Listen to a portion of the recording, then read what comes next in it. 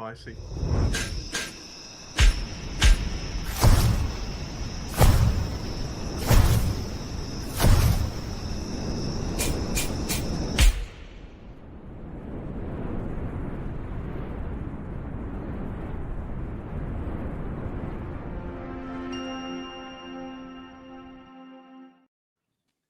Hello, everyone. Sorry we're late. We've been having our own show backstage, and it's already getting spicy. Lubo's already done one of his Hulk smashes. Stel thought we were live while we were backstage. He didn't realise. Everybody, first and foremost, smash the like buttons, please. We're very good with the views on this channel, but we're shit with the likes. Please smash the likes. And first and foremost, I want to say a massive thank you, because today we did hit the 25,000 subscriber mark. It's been a bit of a long time coming. I know there's some bigger channels out there, but hey, we do what we do. So thank you for that. Welcome back to Lubo, Rain, Stel, and I don't know why he's got Roberto. I'm guessing it was Roberto De Zerbi in AI, but a first time on the show to Flix. So Flix, who are you? Where's your channel? Where can everyone find you in case they like what you got to say? First of all, big up Savva for bringing me on. First time on. Big up everyone else, everyone in the chat. Yeah, I go by the name of Flix. Hotspur Flix TV is my YouTube channel. Been going for a number of years, but for the past couple of years, I've been really trying to push my channel. Been very, very consistent with it, and just here we are, guys. In the private chat, send me your link. I'm going to whack it in, and we'll get you as many subs as we can. Lovely. Look, welcome back. You know all the other faces in the chat. Look at them. There they are. Guys, a fantastic point at Anfield. It really, really is a top point in terms of West Ham got a point, Leeds got a point, Forest got a point. We couldn't go pointless. We needed something. We got it. And big up to Sam Hicks, who's going to be the first person to be removed out the show. Goodbye. Everybody say goodbye to Sam Hicks. Thanks, Sam. Bye. See you later. Just absolute morons everywhere. Have you just blocked him permanently, or just a temporary block? No, permanently. I don't fuck about anymore, mate. I just idiots go straight away. See you later. Right. So a great point. You've been inspired by Igor there, haven't you, with that fighting talk? Hey? I don't fuck about. I ban people. Fighting I don't talk. fuck about. I don't fuck about with one draw out of 5 games. Go on, get in there, Igor. Yeah, that's the spirit. Igor Football Heritage. Good evening. This is going to be spicy tonight. Just know, everybody, this will probably be an 18s rated show. There'll probably be loads of arguing. You'll all think we hate each other, and then we'll be absolutely fine with each other about a minute after the show has finished. Let me just put that out there. Guys, on a serious note, someone could kick off. Look, it was a great point. I do think that lots of people are going well over the top with the performance, but I do think it was a great point. Suddenly, everyone wants Igor Tudor to remain. Now everyone's suddenly predicting 2-3 wins in a row. Nothing for me has changed at all. I'm just going to set my stall early doors. My opinion has not changed from 4 o'clock today to 10 p.m. tonight. I know most of the YouTube world has. I've seen videos already. How Tudor and Richarlison save Spurs from relegation. Love a good video like that. And Tudor suddenly is getting a lot of backing. We must keep him. Who wants to kick off? What happened today? How did you think it went? Who wants to go? Well, after the Spurs 5 were all fighting over 5-2, 6-1, 6-2. There was somebody last night on a stream. It was actually on Cookies on 2 Mark's show, who said that it would probably be a draw today, and that person was me.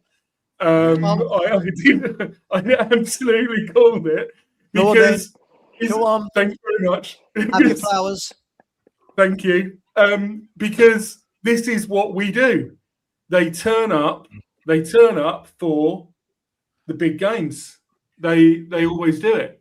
It's happened throughout the season. It's happened for the last 2 or 3 years. When we have a game, when we've got City, they turn up, they play well. When we've got Liverpool, they turn up, they play decent. But yet we can't beat Wolves at home. You know, we struggle against the lower teams. So, and let's be honest, Liverpool's form is a bit iffy anyway. So I was looking at it and I was thinking, do you know what? I reckon we dig out a draw tomorrow. I said it. I got laughed off the show, and now I'm having my flowers.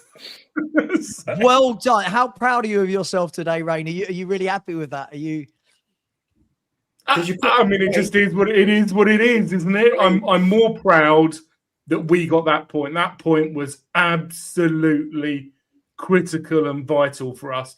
Forget the performance. Forget what it means for Tudor, which obviously we'll all get into. It's really important and vital. But that single point was so important. I'm going to have massive respect for you, Rain. Rain, I'm going to have massive respect for you if you tell me you put a 50 on a 1-all draw. No. I do. I'm in a charity prediction league, which actually I might at some point at the start of next season see if I can swing out to the rest of the community, because it's a really good friend of mine. It's really good charity and it's really good fun. But the one thing that charity prediction league tells me is that I shouldn't bet because I don't get it right. Can we just note what circles Lubo mixes in? Not a fiver, not a tenner, a 50. 50. He's 50 in. So you put 50 on it. Yeah. That's what I put 50 quid on my hackers at the weekend. I put 50. Maybe I'm in the wrong circles. I had 9 wins and a Liverpool draw. So no, just kidding. I didn't. All right. So other than we'd Rain, heard about that, wouldn't we? We'd heard about it. Other than Rain being Mystic Meg, anyone else? Flicks, talk to me. What did you think before the game? What did you think of the game? How are you feeling now? Well, going by past previous performances, I said, like you said yourself in the past shows, 5-1. It could have easily been more. But going into it, they shot me. Wasn't the best performance, but like I said, going on past previous performances, a lot better. A lot better. But then again, Liverpool are poor, aren't they, this season? They've lost, 9 games this season? Compared to what last season? Still Anfield, though, right? It's still Anfield. I know we've won a game there for 14 games. We have not won a game there. 14, 15 games. So, but look, at the end of the day, I'll take a point and run with it. I really would. Still a long way to go. That's fair. Anyone else? Yeah. We'll do a round robin before we get into the all the silly stuff. Who would like to go next? Yeah, look, I think that there was a game of 2 halves. I thought the first half we were under the cosh for the most part. But first and foremost, I want to say I was really proud. Congratulations, by the way, Savva, to your 25k, mate. Well deserved. If you didn't block people willy-nilly for people standing a little crack, you might be at 35k or 55k or 105k. You know. I know you got to do you, mate. You're in ruthless mode. You know? Okay. Listen. I thought the game was. Hang on, Sean. Shall I unblock everyone in my block list? There's about 1,000 in there. Yeah, so you'll be at 30k before you know it, mate. It'd be unbelievable. Providing they subscribe, Sav, eh? Yeah, exactly. Yeah. Do you know what? In my block list, Sean, I've got accounts that are I've got blocked accounts that are mocking Stelios, some that are mocking you, some that are mocking me, some that are pretending to be my dead dad, some that are saying Savva's mum is dead. It's like, honestly, it's a who's. I don't know why. I don't really know why you get it. You get that stuff more than most. I think it's odd. I think it's because I'm the only YouTuber with a nice head of hair that actually does it for shows. You lot wear. Certainly, I was looking at your head of hair earlier, mate. you look down for a moment, and but normally when a man looks down, you can see if there's like a little bit of thing going on back here. Okay. But for 43 or 44, however old you are, mate, you're doing bloody well for yourself with the hairline. Cheers, mate. Cheers. Go on, as you were. Go on. That's the only compliment. That's the only compliment I'm playing tonight, mate. Because I'm about to tear into the glass half negative, the glass half empty. And we can't say the word negative. The glass half empty. Now, listen. I thought the game was in flux, and I thought that when Tottenham went 1-0 down, I was like, oh, there you go. That's it. Right. I thought we started okay. We're battling well. We 1-0 down. I was like, well, there you go. We're not going to win the game. And now it's just a case of how many. And I think it happened in the 20th minute. So I was counting down the seconds until I got to text you. I got to text you saying you owe me 20 quid for the 2-0 bet thing in 25 minutes. But I didn't see Tottenham drop their heads. I didn't. I thought, obviously, Vicario made the mistake, right? But then a few minutes later, or 27th minute, I think he redeemed himself somewhat because I think it was a fantastic shot from Cody Gakpo that he fingertips onto the post. Obviously, with Vicario, you always know he makes the difficult things look easy, the easy things look hard. It's just he's a weird kind of guy. He's terrible at everything apart from unbelievable shot stops that you don't expect to happen. But then Tottenham built into the game. You know, I thought that Matty's tell. I know that your chat, who was in my chat after you finished your show, all told me that it's kind of consensus with the fhtv family that Tell is terrible. I didn't think he was terrible, right? I think if you're looking for a player who's an outlet and who's someone who gets the ball and drives at players, I don't think you should have the same expectations of retaining the ball as you do a midfielder who has space or a centre back or a right back or whatever else. He got the ball and he was driving. Now, sometimes he does give the ball away too cheaply. Other times he does drive into blind alleys. But he is someone that works really hard. He was responsible for the cross that led to the first chance that Tottenham created, which was, I think, the header from Richarlison that drifted wide. He also drove the ball into the corner, won the corner that also resulted in the chance that brought out a ridiculously good save from Alisson. You know, all of Tottenham's sort of chances in the first half, or like 80% of Tottenham's chances in the first half, came down that left-hand side and he was a part of. And I think Tottenham, I hear you, Savva, when you were saying backstage, go into half-time, just get there 1-0 down and we can maybe have a go because Tottenham are better in the second half than they are in the first half traditionally. And I think that's exactly what happened. Second half comes out and I think Igor Tudor gives them the instruction to throw more caution to the wind. And as the second half sort of developed, it just became a bit of a gung-ho game of football. And if I'm entirely honest, Savva, I enjoyed that second half more than any half of football that I've watched in months and months and months. Yeah, yes, definitely. We were open at the back. Yeah. Yes, we were open, but that was like when we lost the ball in transition, we left 4 or 5 players up. Like it's a risky strategy, but you know what? The guys at the back got back well, handled themselves. Yes, you were going to give up chances because you're playing in transitional football. You are chasing the game, so that's obviously the way it happens, right? In that, when you're 1-0 down, either the other team picks you off on the counter or you get back in the game. Could have gone either way. We ended up getting back in. For me, well deserved. Absolutely, the point was deserved. And if I'm honest, I think that Tottenham, if you had to pick a winner between the two, based on gusto, based on gumption, based on fight, desire, and the quality of the chances that I think that Tottenham edged, I think that if any team had to win, I would say Tottenham probably deserved it, personally.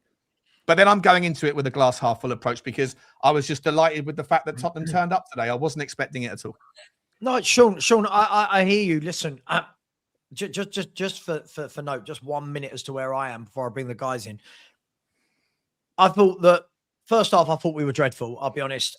Look, you and I completely disagree on Tell. I think he is awful. I think his touch is horrible. I think he dribbles with absolutely nothing at the end of it. He was dispossessed 20 times today on the ball. He's weak. Any defender that goes near him just takes the ball off him for fun. Look, he's not for me at all. I'm sorry. He's not for me. I don't even think this guy would stand out in the Championship. Great cross. I'll give him that. I thought he put in a wicked cross for Richie. But away from that, look, I thought we did well to stay in the game. I get why people enjoyed it more because I think Spurs have been so bad this year that it was just nice to see some players in the opposition half. But I'm not a fan that likes to see every single time the opposition get the ball, 3 passes and they're through on goal. I look at that and go, this is shit. I know some fans think that's great and the basketball nature of it, but every time Gravenberch and McAllister got the ball in midfield, it was ping, ping, Ekatike's through, ping, ping, Gakpo's through, ping, ping. In the second half? Sorry? In the second half, you talking about? In the second half, yeah. It was in the second half. Would you at least consider that the context of the game was Tottenham had nothing to lose at that point, right? We needed to get something out of the game, so that the dynamic of the game, and Tottenham left 5 players up the top end of the pitch.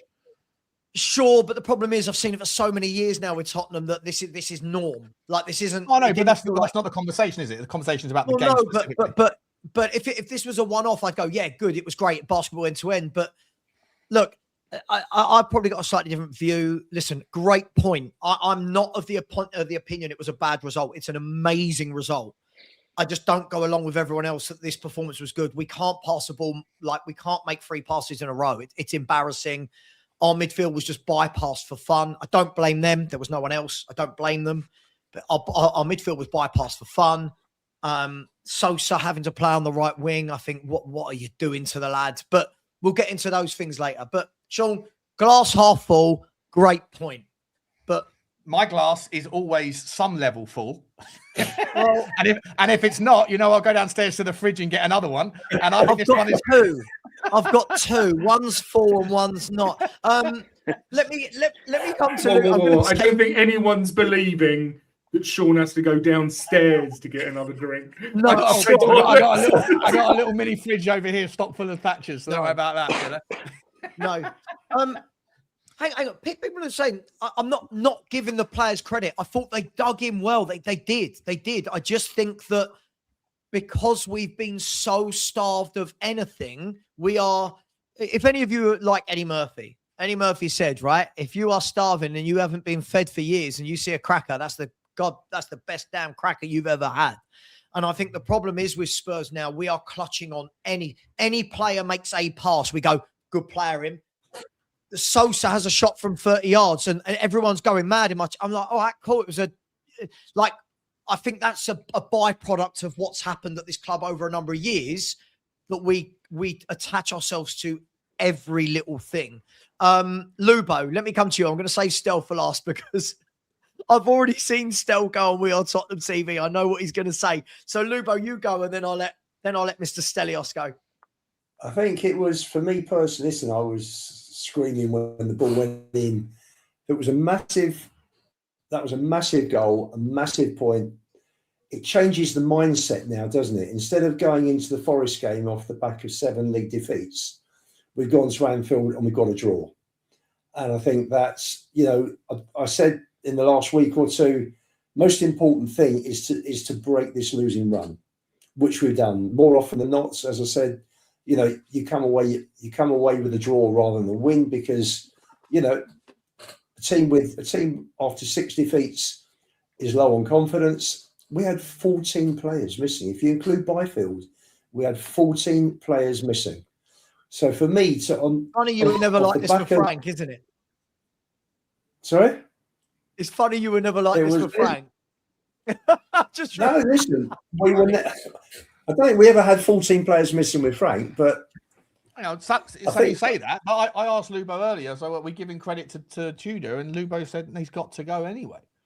So we'll get to that. We'll get to that. So I was just having a laugh because whenever I said to Lubo before, God, Frank's got a lot of players missing, he'd say, nah, he's got to do better with what he's got. And now the argument is, oh, well, this amazing performances because we've got players injured. So it's funny. But go on, Lubo. No, I think in the overall context, when you've got that many players missing, and this is the worst I've ever seen, 14. We've never had 14 outs. We've sort of had 12 out. I've never seen 14. Off the back of a hammering in Spain, off the back of no league win now for 12. I think it was really important. And you know what? All of a sudden, you just feel better about things. You feel more confident about things. We all thought, listen, I didn't expect West Ham to get a point against City. I think I saw the stats. City had, 22 shots, West Ham had 1. That was about as one-sided nearly as it could be. West Ham dug in and got a point, and they've been doing well lately. Forest got a point, unlucky not to get 3. So looking at the table before kickoff, it was like, right, we have now no more wiggle room. Every bit of wiggle room has now gone because we're on the same number of points and we're only above them courtesy of goal difference. So for me, it was a massive, massive point. And I've said all along, I still think we'll get enough points to get out of trouble. And I don't care whether we dig them out with gritty displays and we shit ourselves away for survival. That really doesn't matter. For me, it's about getting the result rather than the performance. So for me, I was absolutely delighted. I've been to Liverpool last few years. We've let in 5, we've let in 4. 4 again. I mean, I'm so pissed off we go in there and see us getting hammered. I've only ever seen us win there once in my entire life. I'm so used to seeing us getting beaten. So this was a fabulous result, considering all the players that are out. Can you imagine like any other team going there and getting a result with 14 players missing? I mean, just, you know, great result. And I think we were good in patches. Liverpool had the majority of the possession, which you would expect at Anfield. But we actually created the better chances, funny enough, which is strange. You wouldn't normally expect that. Selection was a little bit surprising as well for me, but I'm sure we'll get into that. But no, just absolutely delighted. Just nice to get a point. When was our last point? Was it Man City? Was it City? Was the last point was Man City, wasn't it? Yeah, must have been. Yeah. There you Right, go. well, look, let me There let me get Stell's take, and then we'll get into some of the tactical decisions, some of the, you know, what's going to happen against Forest should Tudor go. There's a lot. Stell, just give me your overview. And yeah, it does look like you're being held hostage somewhere, doesn't it? I love it. I love this background. It's amazing. Well, apparently it's Bin Laden's cave. If you come on my shows, that's what I've been. Bin told. Laden. It looks like you're about to build like a really complicated suit that's you're going to fly yourself out. To be fair, Stell, Bin Laden doesn't need it anymore, so you know what I mean. You might as well use it. Allegedly. I'm World War III ready. I'm World War III ready. I've got my bunker. Don't know about you, lot. I'm all right. Go on, Stell. This is absolutely ridiculous beyond all proportion. Even by our ridiculous standards, this is a different level of ridiculous. Right? We went away to Bournemouth, lost 3-2, awful performance. The players had a bust up with the fans afterwards. We followed that one up with a quite tragic display against Aston Villa in the FA Cup where we lost 2-1. Everyone was like, "Get Frank out! This is fucking blah." And then we followed that up with the almighty 2-1 loss to West Ham, who were in the relegation zone. It was a horrific run of 3 games. And then we went into the Dortmund game. Oh, we're fucked here. Dortmund haven't lost in the champion, and we beat them against all the odds. No one saw it coming. And everyone said, "This is the turning point. This is it now," forgetting all the things that happened before. And then we went away to Burnley, and we were 2 minutes away from losing. We got a draw. We then lost to Man United, and it spiraled again. Okay. Let me paint the recent picture. What about the game? What about the game? Yeah, I'm getting there. There's context to what I'm about to say, Sean. I know you get frustrated because your glass is deludedly full, half, whatever. But we then go on this 3-game run of tragicness. Arsenal, Palace, all. It was the same pattern. And then we go to Anfield away. This is the Dortmund game again. And no one thought we were going to get anything. And there we are, 90 minutes up, we've got a point. This was one of the worst games of football I've ever seen from 2 teams. It didn't feel like a Premier League game. It felt like a Sunday League game of football. Both teams were shit as each other. The passing and possession was woeful. Both teams created chances. Both teams could have won it. Neither team deserved to win it. For me, this was a masterclass in who wanted to win the game least. It was a shocking game of football. Spurs, for me, did okay in terms of performance. It was okay, but they did really well in terms of they gave it the best they could, right? In terms of effort and energy.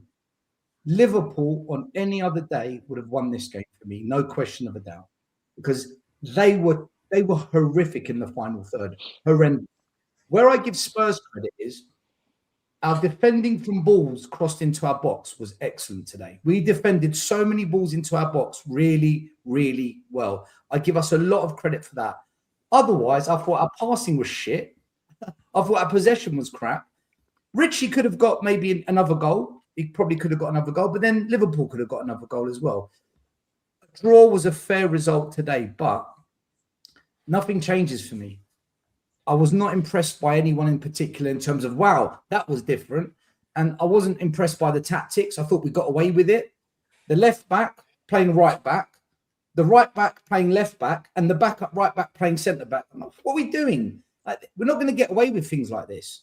So not starting Xavi Simons, I'm totally against this. I've said on many a show, not playing three in the middle, you surrender the midfield. And that's why Liverpool had almost 70% possession in this game, because we just surrendered the midfield by playing two instead of three. Xavi Simons, whether people like him or not, he needs to start. He's the only creative midfielder we've got right now. And we need three in the middle, not two. So, look, still, just quickly. 1-1 was a fair result today, based on both teams being awful, in my view.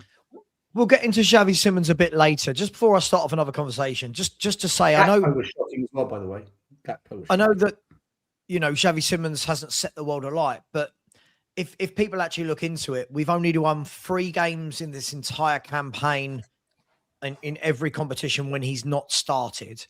And he has created the most chances in a Spurs shirt this season. And we're going into games without him. It just feels really weird to me. And one of the key things I said in the first half was it felt weird. You're playing 2 strikers still, but with no avenue to getting ammunition into them. Like you had no, you know, Gray and Sarr aren't going to create for them. Sosa's a left back playing right wing. He's not going to do anything for them.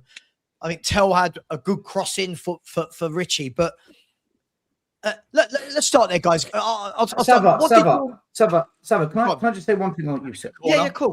Go for it. For me, the fan base is so starved of knowing what good football looks like, and they're so starved of knowing what talented footballers look like, that if Tell just runs with the ball, oh, that's good. If Spurs get a point at Anfield, oh, that was a good performance. Rein it back. No pun intended to rain. But rein it back.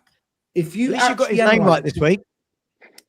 He's been telling me every show, so I can't forget now. If you actually look at this game, we were not good, and Tell was not good, and not just him. I thought Solanke was a disgrace today. We might as well have been down to 10 men, but because we're so starved, and this is what you know. Who played better for Tottenham than Matisse Tell today? Oh my God! I thought Danzo was our best player. Yeah. I thought Danzo and Richarlison, right? Richie was our second best player. Yeah. And who else? And Spence. Spence. Yeah, Spence. I'll be honest, in that as well.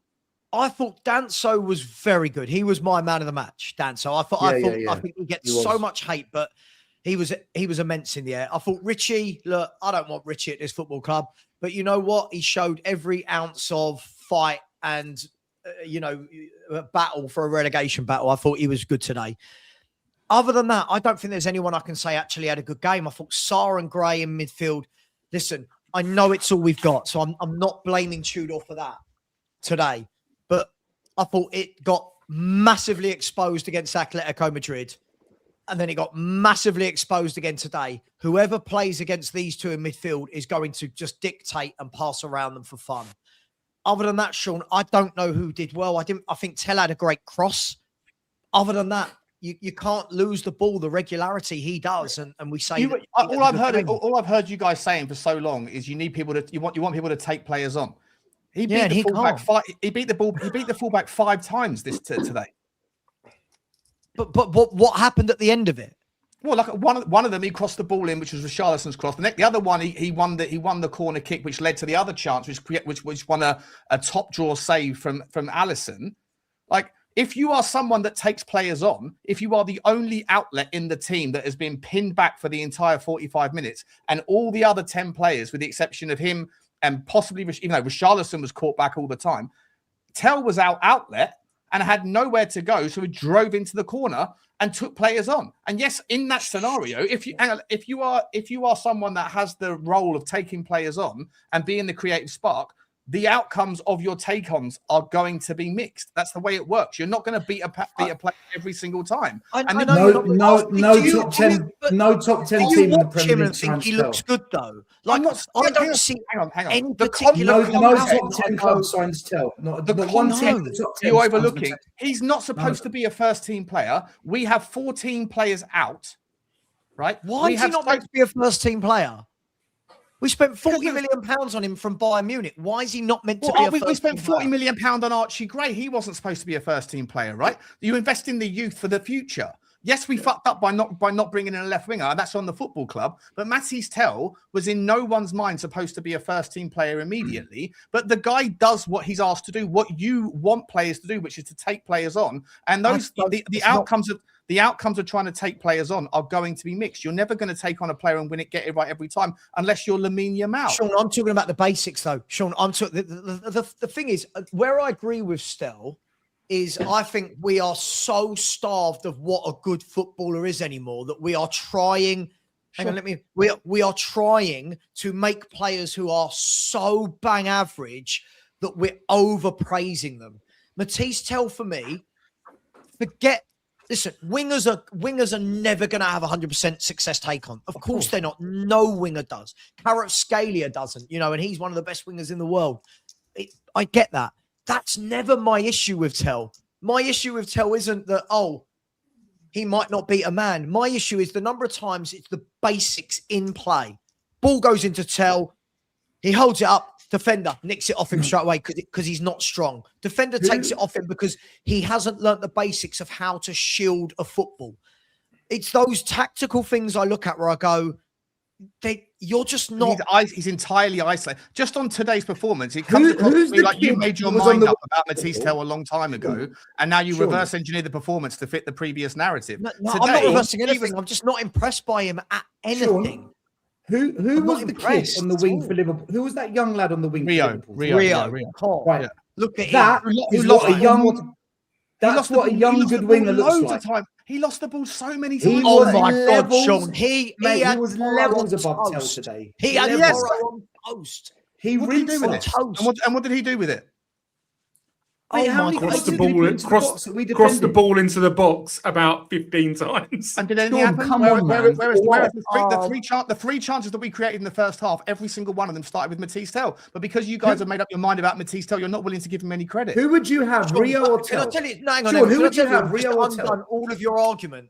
If you watch that game today and can't see the difference between what Rio did and what Matisse Tell did, it's crazy.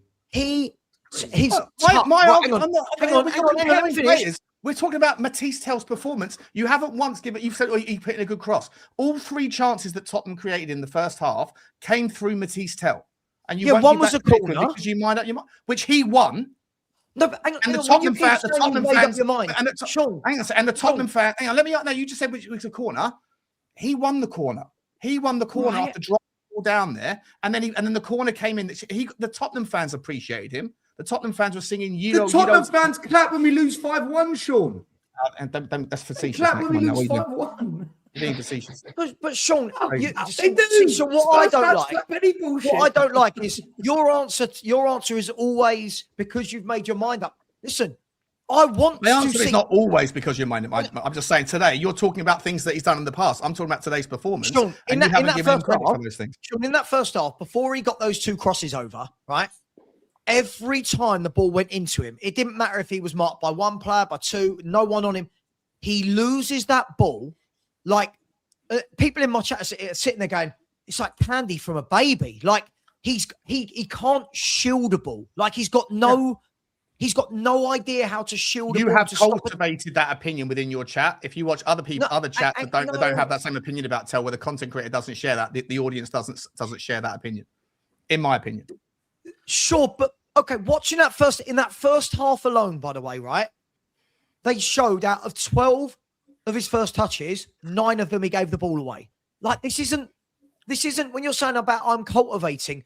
I'm watching Matisse Tell, right? I've got nothing against the lad personally. Why would I not want a player to be good? I just watch him. No, but I just watch him and I'm like, this is championship level for me. This is not Premier League level footballer for me. Sure. Everyone thinks it's personal and an agenda. When people say agenda, hang on. But when people say someone's got an agenda, why would I not want a Spurs player to be brilliant? He's just he came in, he did nothing on a 6-month loan, and we decided to sign him. He's done nothing since then that makes me go, cool, yeah, there's something in you. Okay. And well, I disagree. Is that okay? of course it is. Of course it is. He doesn't score. He doesn't assist. He can't really pass. His first touch is terrible. He gets dispossessed at a rate of knots. I'm not sure what I'm meant to be praising with him. That's my problem with him. Well, we're talking about his performance today, and I've given you three reasons. He was awful in the first half, other than the cross. Every chance that we created today was through him. Sean. Brilliant cross, brilliant corner. Yes. Sean. 2 good crosses. His all-round game in open play, though, he's non-existent. It's just non-existent. The problem I've got with Tell is when you lose possession of the ball as much as he does, the play breaks down. And when the play breaks down, we have to go all over again and over again. And then you can never gain any sustained momentum where you actually dominate a game or dominate a team. This is why, for me, players that are technical can keep possession of that ball. He lacks the technical ability to keep possession of the ball, either from shielding, which direction he changes, vision, decision-making. Doesn't Xavi Simons give the ball away just as often, yet you said he's the player that he has to play? Sean, I thought Xavi Simons, when he came on, did nothing today. I thought today he did nothing, but he was on the bench. He didn't even get to start. What did he get on? 75 minutes. 55th minute he came on, was it? 56th minute, something like that? Whenever he came on, I don't think he impacted the game, personally speaking. But I've seen from Simons, when he has been given what opportunities he has, I can see a proper player there that is held back from the lack of runners or the system that doesn't work for him. For me, Tell, maybe in 3 years' time he comes good, maybe. But when I watch him play, this feels like to me, right? The way it comes across, I feel like this was the way that the Daniel Levy debate used to be, where I would defend a guy not because I think he's a world-class player, but because I think that he is the recipient of unworldly, unreasonable, entirely negative outcomes, entirely negative reviews, which I don't think are fair. And so when I say he's not as bad as you say he is, people then prescribe my opinion as thinking that he's some legend. I don't think he's a top player. I'd much rather Tottenham have signed Ademola Lookman. I was calling for Ademola Lookman before anybody else was, and continued to, right, alongside people like Garnacho and everyone else. So I was always advocating for someone better. But just because I sit there and say people who think he's absolutely dog shit, I think are overly harsh, doesn't mean that I'm the entire opposite of your opinion. Similar to like that the Daniel Levy thing. People think I was always defending the owners, they were always defending Daniel Levy. No, I was just defending against the argument that is presented that Daniel Levy was a cancer and a parasite and just 25 years of failure. 40 million? No. So definitely not. So Tottenham made that decision. Tottenham had made that decision to buy on an obligation long before we got to see him. Tell's not a good player. He's not a good player. So Matisse Tell today, 50% pass accuracy ratio. Xavi Simons, admittedly in a much shorter time frame, 80%, and that's the difference. It's not. That's the difference. That's the difference between the two players. Sean, different roles. Rain, you're talking absolutely. It's like comparing apples and pears, mate. What are we talking about? Why? Passing is passing. They both need to pass the ball to their opponents. Matisse Tell was utilised in a completely different way, and the game state was entirely different. What are we talking about? Sean, there's times when he could have passed and he chose not to, and he fucked it. How many take-ons did Xavi complete today, Rain? He completed. Admittedly, I went and had a look, and I was very surprised by Tell's. Tell was like four successful, like 4 or 5 4 successful out of 5. Xavi was the same, 4 out of 5. In the time. Oh no, that's Tell. 4 out of 5. Let me just go and have a quick look at our friend Mr. Simmons. And I think we not acknowledge that Simmons is a much two out of 3, Sean, in a much more reduced amount of time. Look, the point is, Sean, open game. Yeah. The point maybe. The point is, Sean, you're absolutely right. He is busy. He does work hard. But I think you cannot doubt that his end product is not at a very good level.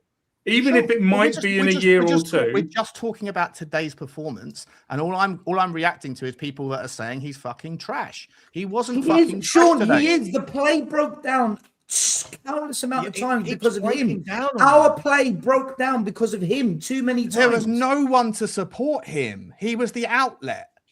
There And was, but Richarlison was stuck back in the penalty area, as was Dominic Solanke. He had But aren't we nowhere talking to about go basic but into control, blind Sean? alleys. The ball's played into him when he's got no one around him.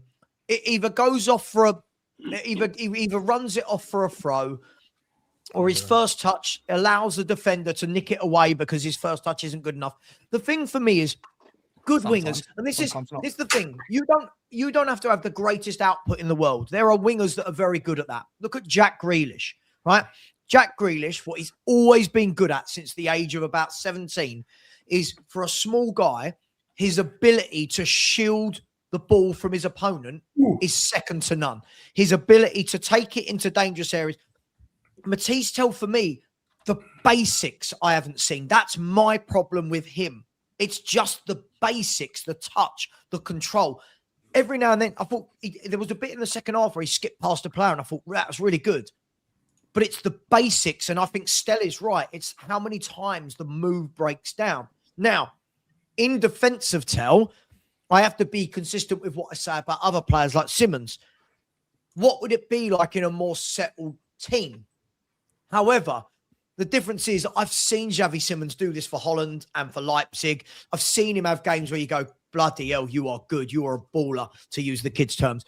I've never watched Tell in all the years at Bayern Munich or Spurs and thought that. That's only me. I don't know why people get so upset with it. I just don't rate him. I just don't see anything in him that makes me want to watch him play for Tottenham Hotspur. Okay, so I've just looked at Jeremy Doku's last three appearances for Manchester City. He also lost possession 21 times, 27 times, and 30 times. Okay. Yeah, but you're about to make a fatal mistake, aren't you? I'm not making any fatal mistake. Just a little bit of context. Dribblers who take players on lose possession. That's what happens. I'm not comparing Doku. Of course, I'm not. I'm deliberately picking someone who play football. Of course. I'm deliberately picking someone that is universally accepted as being a fantastic player, fantastic dribbler. But to sit there and make out like dribblers who take players on are supposed to keep hold of the ball.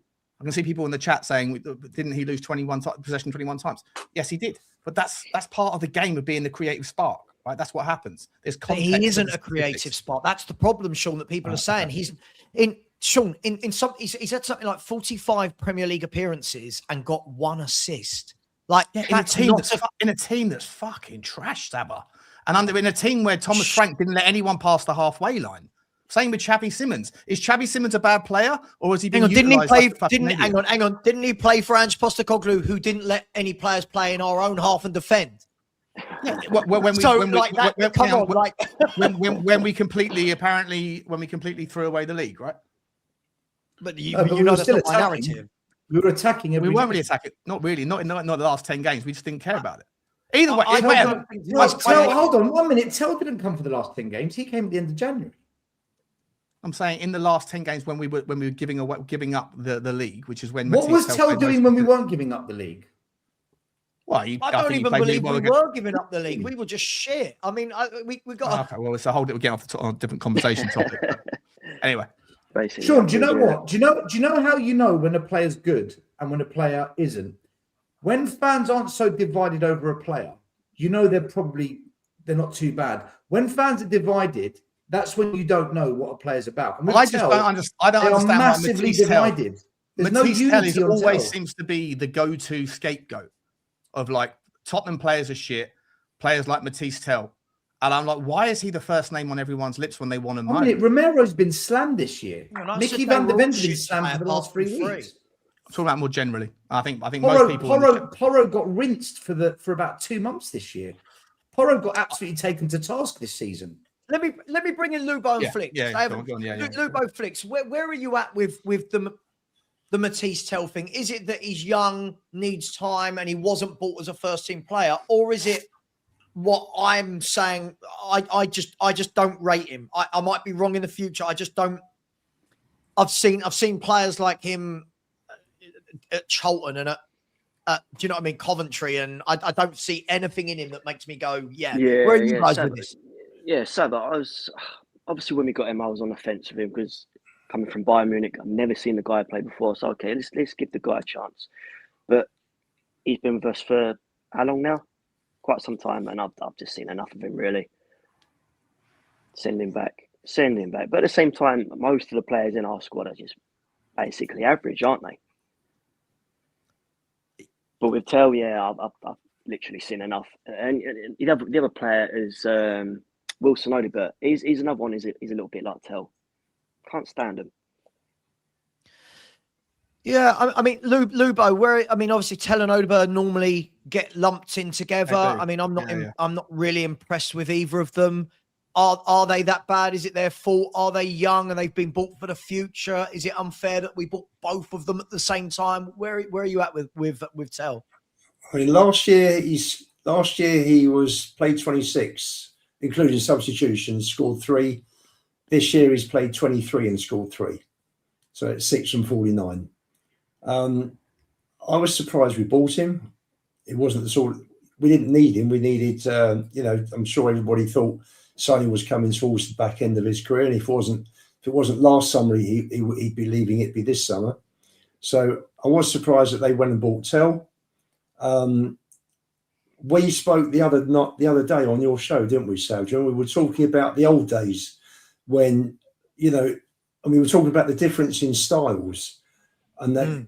And remember, we talked about players taking players on and not being scared to take players on. And it's so boring this year because people get the ball and they don't take players on. They just pass it square and it's pass and move. We try and beat players initially, I suppose, by playing 1-2s or by playing long balls.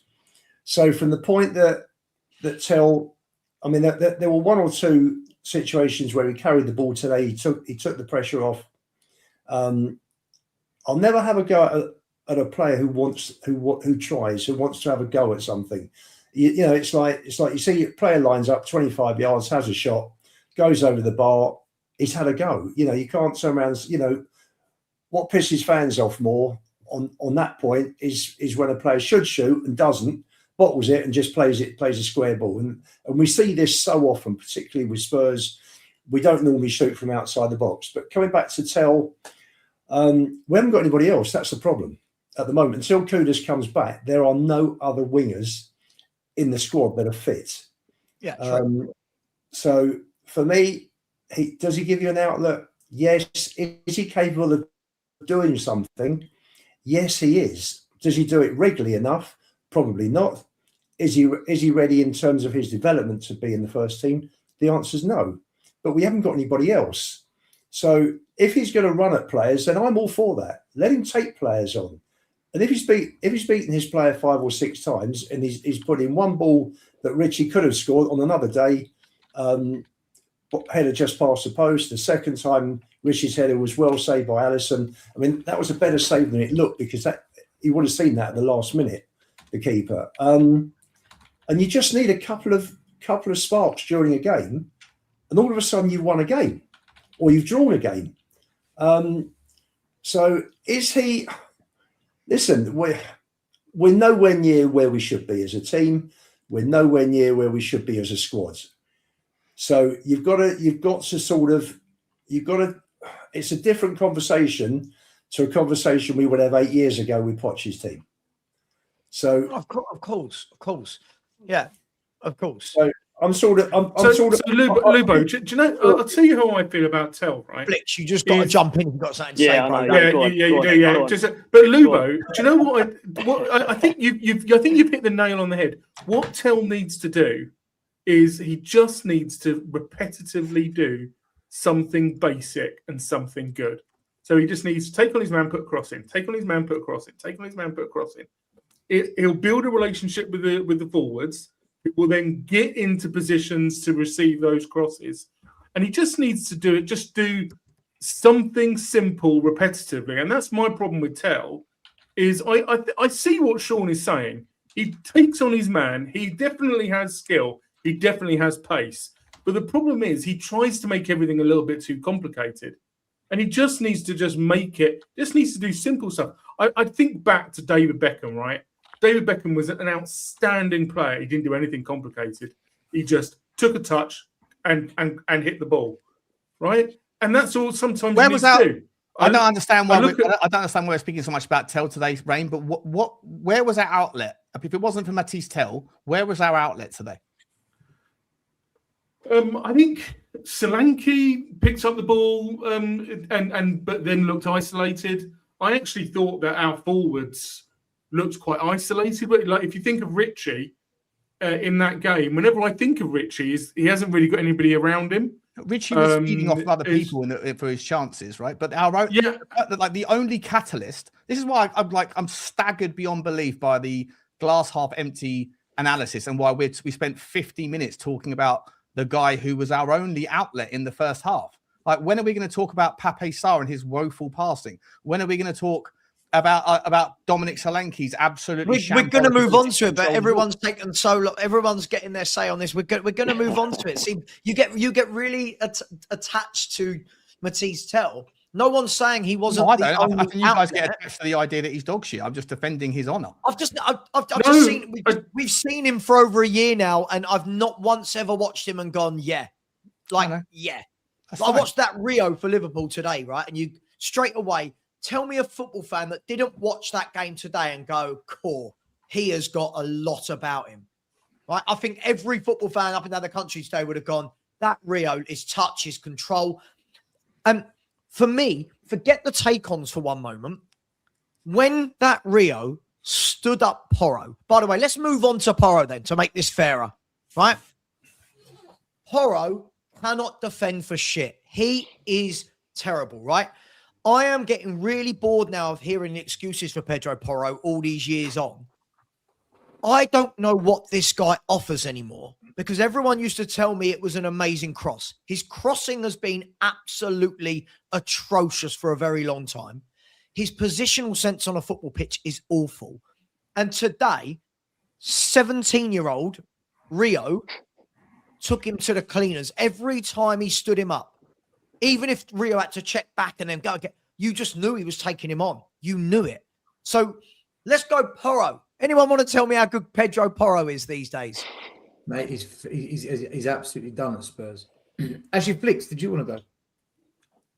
With Porro, I'm not going to say he's awful. Like, the crossing side of things has been dreadful, but tracking back is when you've got, for example, when you've got a player that's like the 17-year-old kid that's literally on his ass, and you got Porro just like tracking back every single time. The amount of times I've been shouting out like put a foot in, and his way just backing back all the time. It's annoying, man. It's the same thing like with Spence as well. Does the same sort of thing. They never like put a foot in straight away, like when there's an opportunity to. Is it the basics for you, Flicks? Like for me, the basics of a good fullback is being tight to your man, good positioning, and the best fullbacks I've seen don't dive. Same with centre halves. The best fullbacks and centre halves, they don't dive in; they nick the ball away. Porro for me never seems to be the right side of his man. And you're right. When he's tracking back, it's almost like he's always hesitant rather than being aggressive and getting a tackle in. Yeah, definitely. Yeah, 100%. Yeah, it's just simply not good enough, is it? It's like I keep saying, he's got a player on his arse and he's just tracking back every single time. Like I keep saying, he's just like put a freaking foot in, do something, put a challenge in, stop backing back all the time. Yeah, we are. Do we not agree? Do we not agree on Porro? He was bought as a wing back. He was bought specifically for his performances as a wing back by Conte, who played three at the back. So it doesn't stop the basics, does it? But he's never been played in that position. So for me, even when we played three at the back, Lubo, even when we played three at the back, he still hasn't been played. No, that's not true. Against Atletico Madrid, I think he was arguably one of our better players. Probably one of the best players because he scored the goal. He set up the second goal as well because he finally got a chance to play right wing back. He has good moments. It's a different set of rules to play right back, and certainly playing at right sided centre back is absolute lunacy. Like there's limitations in the player clearly, but like play a square peg in a square hole, and you might see a square outcome. And that's actually where my take was going to be. We're playing players not in their natural positions, and actually that then exposed there's like second order effects, yeah, because we haven't got the right central midfielders. That actually exposes Porro because the ball's coming into him, and he's having to respond as the ball's coming into him, and the player's running at him at an angle. That player should never have had that ball. That player should have been covered by a defensive midfielder or a central midfielder. And obviously we then, fans then get onto Porro because that's what is being exposed. That's what they can physically see, but they're not seeing what happened just before, where Porro should never have been exposed that way. I don't think Porro should be playing on the right side of a back three, but I don't, and he clearly isn't the best defender, but there's mitigating circumstances all over the place. Do you know what it is with Porro, right? He's a player that was bought as a right wing back, like Lubo said. But we've got a mix again, we've got a mixed match of players, a bit of this manager, a bit of this manager, a bit of that manager, all bought for different systems, different styles. Porro is never going to be the player that we signed him for unless we play a specific way, which protects the flanks by having a holding mid or a couple of holding mids that can shift across to protect the flanks instead of Porro having to track back, and for Porro to be more attacking and to focus on that side of his game and to get some consistency doing it so that his crossing becomes more consistent and his attacking play becomes more consistent. So Porro is basically a victim of multiple managers, multiple systems, and now he's gone to complete shit as a result of it. What I'll also say is, as much as we want to say Porro can't defend, I'm going to say it here right now. Sousa can't defend either. I'm telling you now, he cannot defend. I watched him today. Hey, he didn't have a clue what was going on. But of course, he's a kid. Give him time, blah, blah. He can't defend. I watched him. He can't defend, guys. I'm telling you. I'll tell you what, guys. Can we talk about someone who has had a great game today? Right?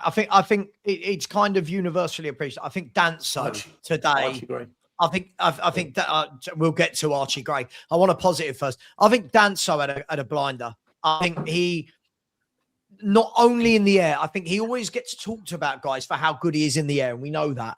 I think today on the ground as well, he put out so many fires, and Liverpool had so many breaks where it was like 4-on-3, 4-on-2, 3-on-3. Danso just got the toe in. He just got a foot in. He just managed to. What did everyone make of Danso today? And to back on to it, I'll tie in just so it's not individual players. Let me bake in another question for you guys. Everyone's saying how great we were. Everyone's saying how much the players tried and worked hard and were defensively solid. What does that then mean if Danso was great for next weekend when Mickey van der Ven and Romero are both fit and we play a back four? What we doing? And where's the justification to bring back Mickey van der Ven and Romero when I've not seen them do what Danso did today? I've not seen one of them do for months. Anyone can take that question. Well, Danso's best 2 games of the season have both been on Merseyside because he was superb against Everton. Yes. He's absolutely tremendous. And don't worry, listen, Richie, we'll come to you in a minute, mate. We'll come to you in a minute. I thought you were talking about me. Yeah. So, now listen, I thought he was absolutely superb. Very difficult. You set a team up, and if you're being overrun in midfield, you've got 2 in midfield against their 3, then, and quite naturally, you're on the back of a bad run. You're at Anfield, so your centre backs are going to be heavily involved, aren't they? And every time. And I thought Danso was superb. He kept it calm. He kept it simple. He intercepted so many through balls. So Nottingham Forest at home, Lubo. Should Danso start in front of Van der Ven and Romero? Personally, I would play all 3 of them. You'd switch to a back 3? No, I play Van der Ven left back. Okay. And is this the politician's answer? Is this the politician's answer so that you don't have to drop one of your favourites? No, because I think we probably need. Listen, Romero and Van der Ven have let the club down terribly over the last few weeks. Hey, I try. Yeah, I try. yeah. So- You're so- very trying. Let me tell you. Lubo, you make me laugh. You've I been will- on every hang on, I show will for the play last Spence. 2 weeks.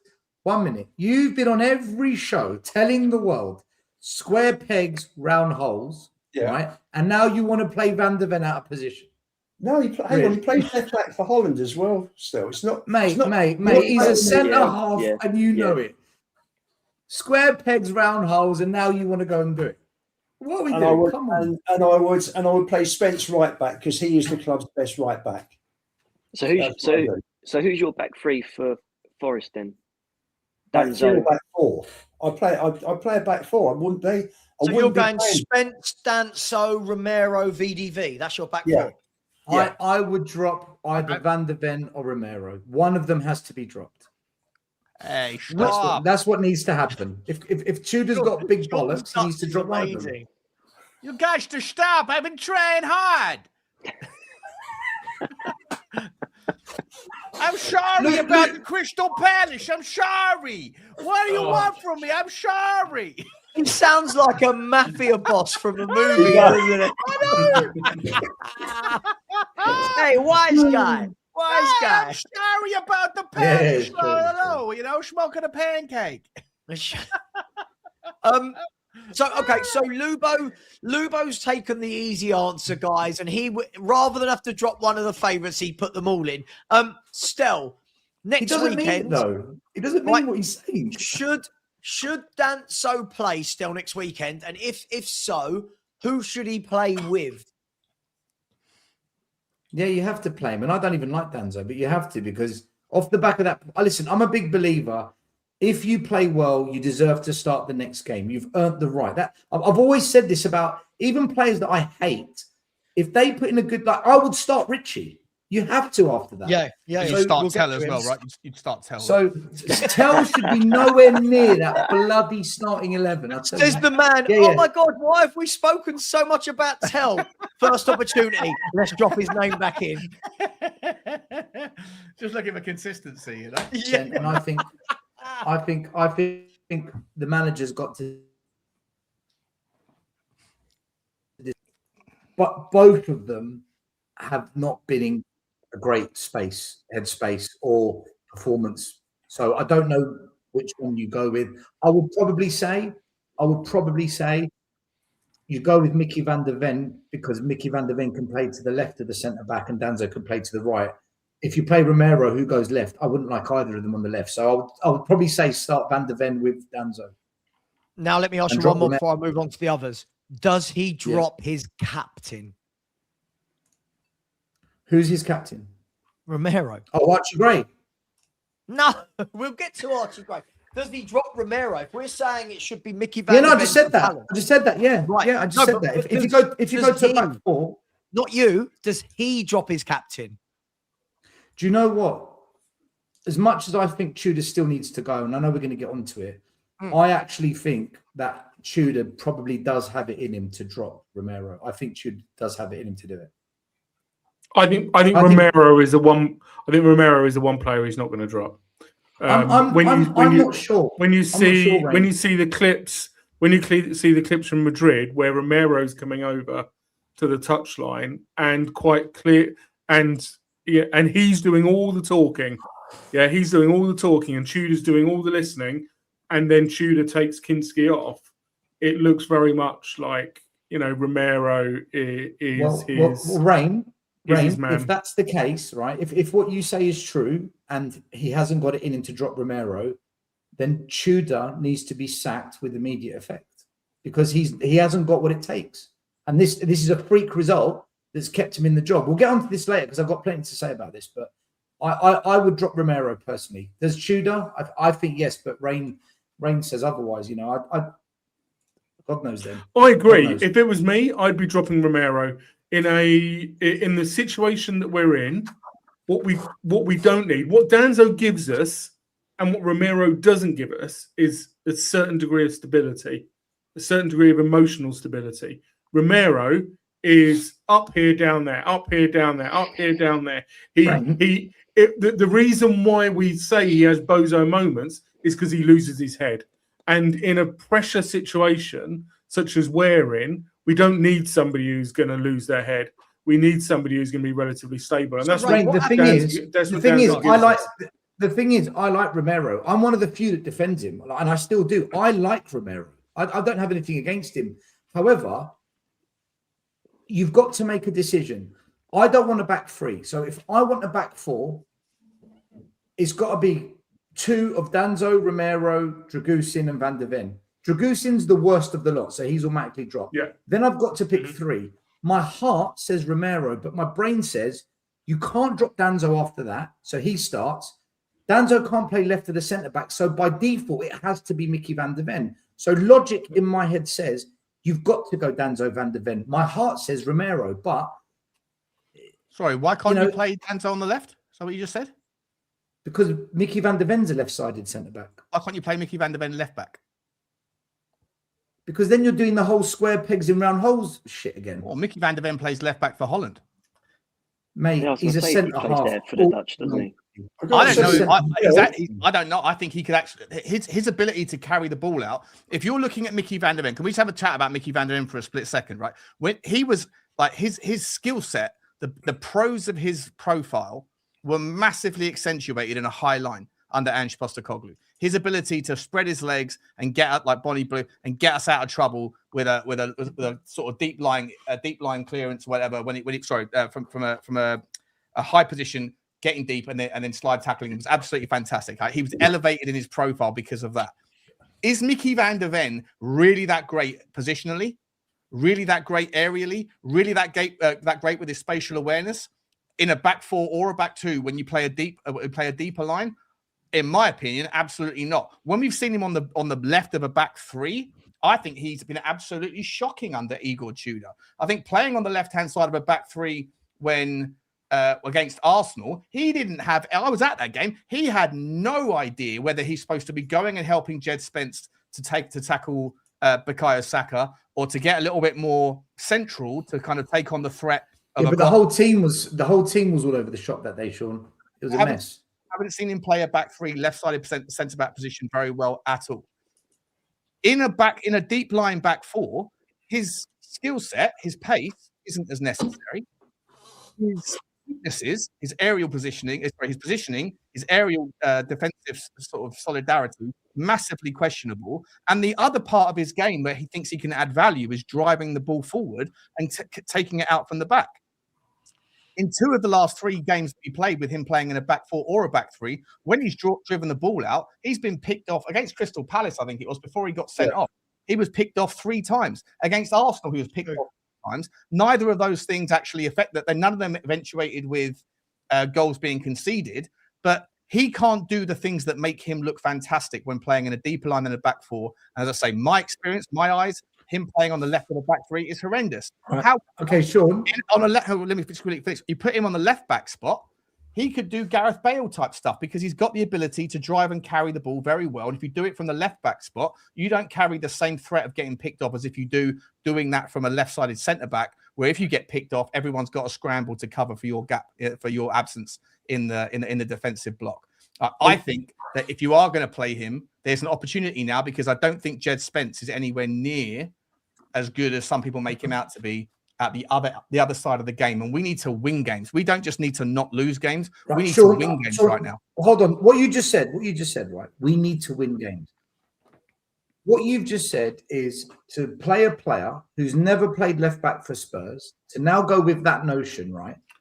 Is this the time at this stage of the season when we need to win? Is this the time I would try it against Atletico Madrid, where it's right. So let's go on the hypothesis that we don't try it against Atletico. Let's just pretend that's the scenario.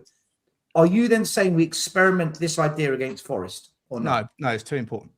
Right. So on that basis, what you just said, Van der Ven has to go, like I said, left centre back and Danzo next to him. Then I stick with what I say.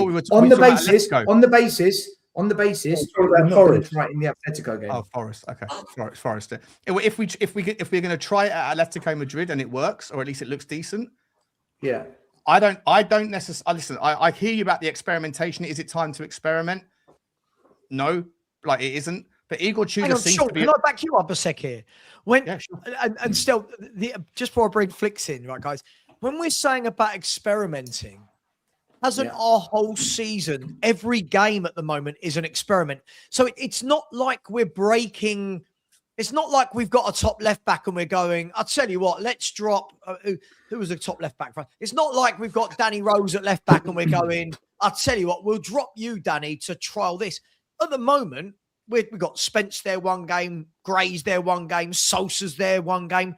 Is it an experiment at this stage? Okay, Savva, okay, can I push back on you now, right? Yeah, sure. I'm just asking if it is. Yeah. And my reply is, and I agree with what you said last week. Last week, all week, you were saying, and I agree with it, we just want some consistency in players starting in the same position, same formation. So if we do this, it's yet another change and another... Okay, so let me push back on you then. Would you want to see, right, because the difficult thing here is we know against Nottingham Forest, guys, we know that the 11 that played today is going to be nothing like the 11 that plays against Forest. Paulinho's back, Van der Ven's back, Romero's back, Conor Gallagher's back, right? There's reports that Destiny Adogi is not a million miles away from coming back. So, again, either way, so that's my point, right, is that this 11 that starts today, there's not a chance he puts that 11 out against Forest at home. You're not going to sit on because he couldn't risk it, could he, to have Gallagher, Paulinho, Van der Ven, Romero all on the bench in a game where you must win, because if you then lose it, people are going to go for his jugular, aren't they? So we're gonna, we're going to change for Wednesday. We're going to change. Tuesday, isn't it? We're going to change for Tuesday. Wednesday. When's it? Wednesday. It is Wednesday. Sorry, I get Wednesday. confused. Played on a Sunday. Listen, days of the week, there's a lot of them, so I get confused all the time about them. We're going to change again for Wednesday. You all know we're then going to change again for Sunday. So I don't know. I've actually pushed back against Sean in the past when he said we should play VDV at left back, and my take was the only reason he plays left back for the Netherlands is because in the left centre back role for the Netherlands they've got somebody called Virgil van Dijk. So that's why. But I am changing my mind. I remember. So they hold up. Holland have got like several really good fullbacks. You're right. Virgil van Dijk gets in the centre back spot ahead of Mickey van der Ven, but Mickey van der Ven gets 100%. In ahead of. So they gets in ahead of the Timber brother. He gets in ahead of. There's lots of really good players in the Holland team. Right. One second. So I remember Mickey playing on the left-hand side of a back three for Frank against Burnley, and actually they lined up as a back three, but when we had the ball, they actually pivoted into a four, and Mickey just bombed forwards on the left-hand side as though he was a left back. And you know what? It was absolutely brilliant. So I think this probably is something that would work. I think this is something that would fit both in a back three system where Mickey can go and actually be a left back, or a back four, which is I think what we would all prefer, a straight back four with Mickey van der Ven. Rain, the question is, would you do it against Forest without us having done it before? It depends what it looked like on the training pitch.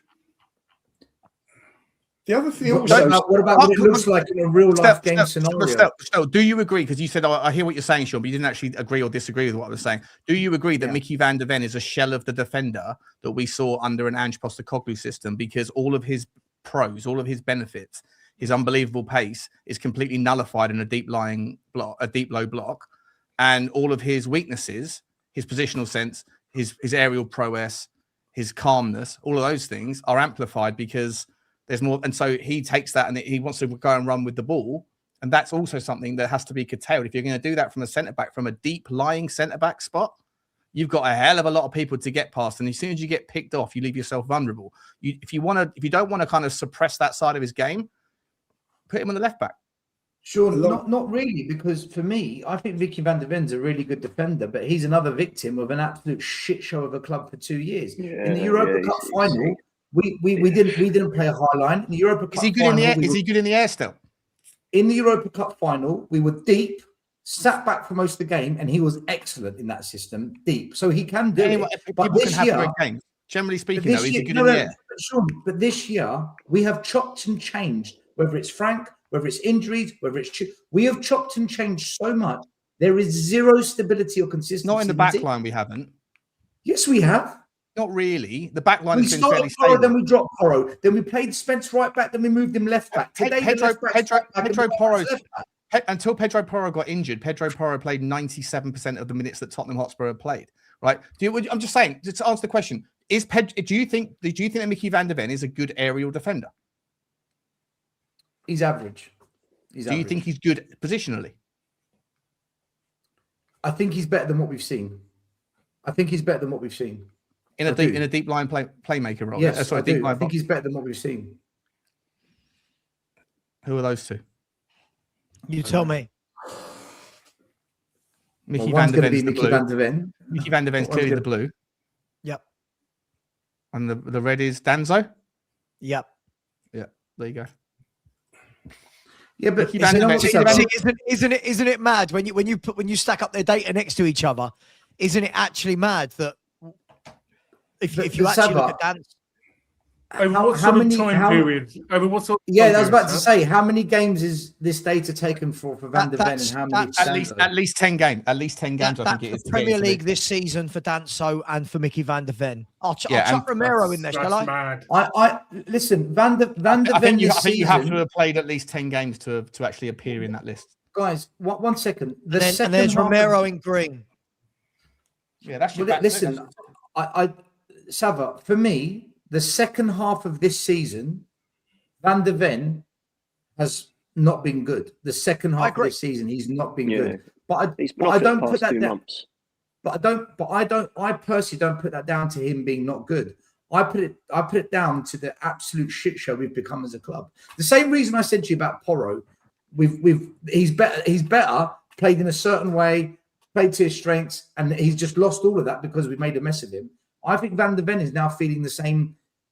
He's now dealing with the same consequences of that.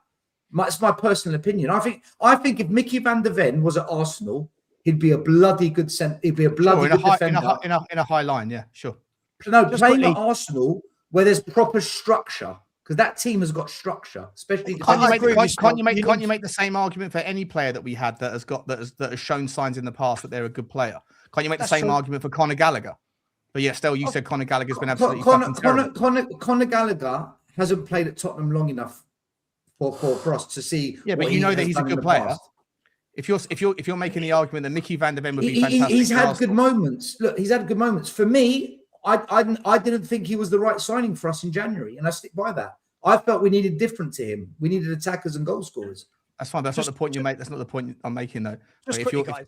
Who do you think the yellow is? It doesn't play for Tottenham. Now, this is a player that I would like Tottenham to try and sign in the summer. Senesi at Bournemouth? No. I was going to say there's no way that's Dragusin. Not a chance. This is a player I would genuinely like Spurs to sign if you get in a De Zerbi / Poch style of play.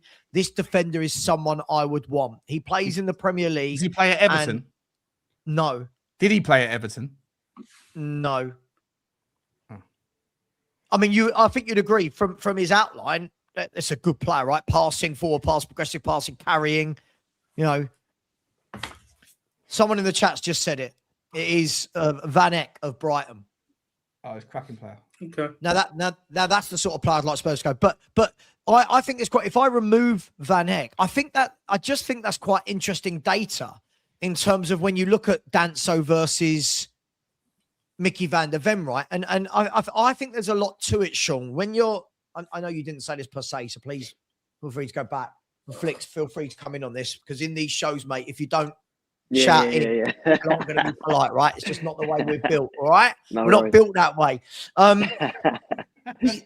The interesting thing with that, right, is I think what Sean said is quite true. I think in the Mickey van der Ven, I think got a lot of praise because we saw more often than not, the praise he got last year was the ball recovery, right? It was, oh shit, players through on goal. Don't worry.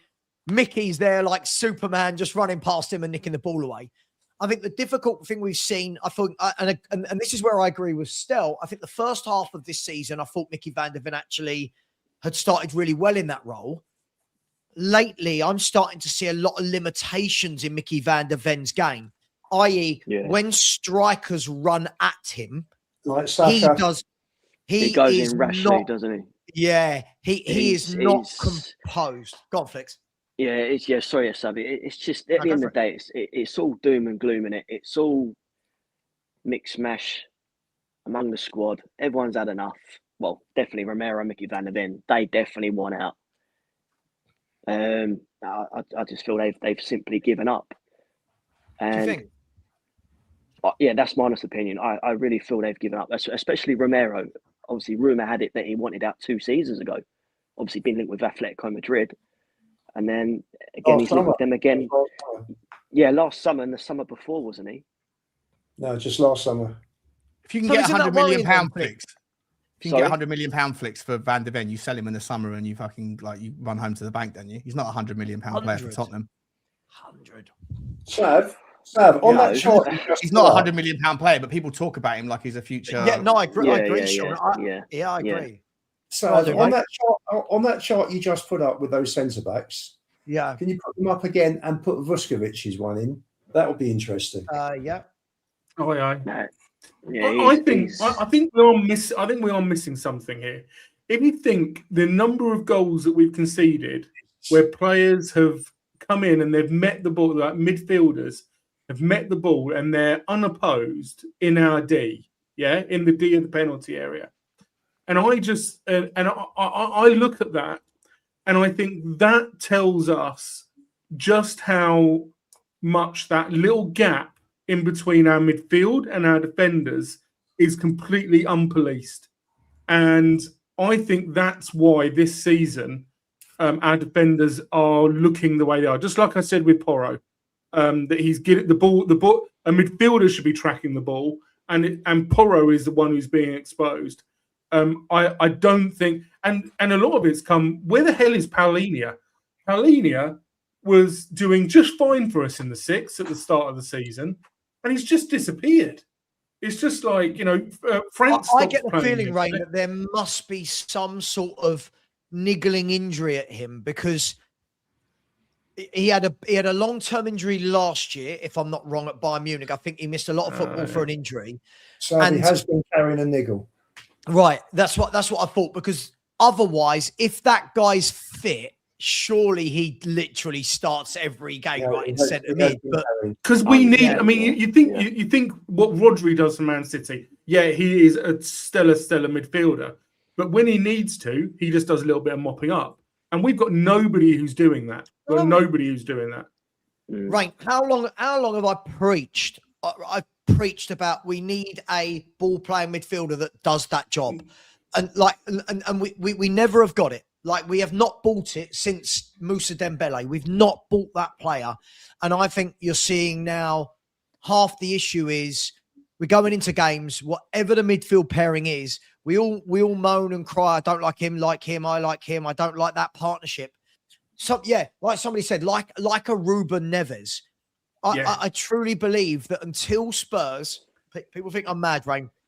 I truly believe that, yes, director of football, yes, plan, philosophy, but I truly believe until Spurs buy a ball-playing midfielder that is your main man, not, he plays this week, your main man, like Anderson is at Nottingham Forest, until we buy that type of player, I don't think we'll ever be a good football team. We might work hard, we might fight, we might battle, we might counterattack, but we won't be a good footballing team because none of our players are good on the ball in midfield. None of them.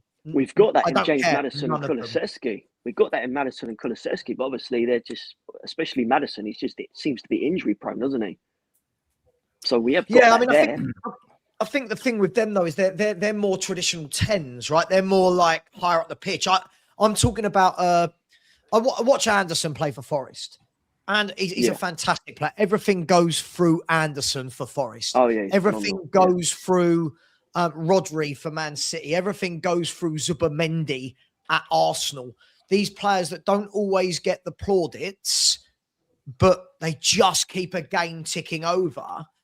And I think that's the problem. I think and going back to what Stel and Sean, the conversation they said about Gallagher, I think Gallagher needs to play alongside that player. He's not that player, right? Paulinho needs to play alongside that player. And we seem to buy anything but that, lads, don't we? We seem to buy anything but a dictator, an orchestrator, a conductor, whatever word you want to give them. I watched Anderson again. I watched Forest Fulham, where obviously they didn't get the result that they wanted. Decent for us. And what I'm seeing more and more from Anderson as well, Sav, is not just that ability that he has both on and off the ball, but he was actually starting to do the demanding. He's actually starting to do the demanding of the other players. He looks like he's stepping up from being a good player in and of his own right to the next level where he's like, I'm a leader. The club that goes and gets Anderson is going to be a very, very lucky club indeed next season, I think. And you know where he's going? Newcastle. No. Have you not read today's reports about him going back to Newcastle? I reckon Arsenal will try. I reckon he gets better than Newcastle. I reckon he gets a City or an Arsenal or a Liverpool. I think he gets better. He's a top footballer. I reckon Arsenal will get him and try to make sure that Rice is completely freed up to do his eight role that he wants to do to get forward a bit more. I reckon that's what they'll do, and it'll be awful for all of us. No, I agree. I feel like, look, I want to talk about the midfield today. There's some noise coming from somebody's. Hang on, it's not Flicks.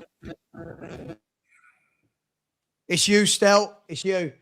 There's a constant buzz. I want to talk about the midfield today. It's the same midfield that started against Atletico, and I didn't understand why it started against Atletico. I did understand, obviously, why it started today because they were the only two senior pros in the squad. I'm going to say this, and that cannot play again, can it? I mean, as a midfield, I think it's just. Sorry, I know people will be annoyed at me. I just don't see what they offer as a midfield. Neither of them are good on the ball. Yeah. Neither of them are physical. Neither of them can mop up. Neither of them get forward. And I don't know. Maybe I'm being harsh, but for me, both of them need to come out against Atletico and Forest. For me personally, sorry. I don't know so much. Going into the Atletico game Wednesday night, isn't it? Yeah, Wednesday night. Yeah. I would just throw him in that game and then just save the bigger boys like your Palinias, etc., for that Forest game because look, let's face it, our Premier League safety is much more important right now. Yeah. Sure. So that is literally what I would do. Forget about the Champions League. We're out of that. Fully focused on the league. Fight the relegation scrap. Let's not get relegated and just basically just fully focus on that. Fight for survival. So you wouldn't play Paulinho, Gallagher, or Basuma against Atletico Madrid? Maybe one of them. But at the end of the day, I would just rest them for that Forest game because it's a cup final, isn't it? Okay.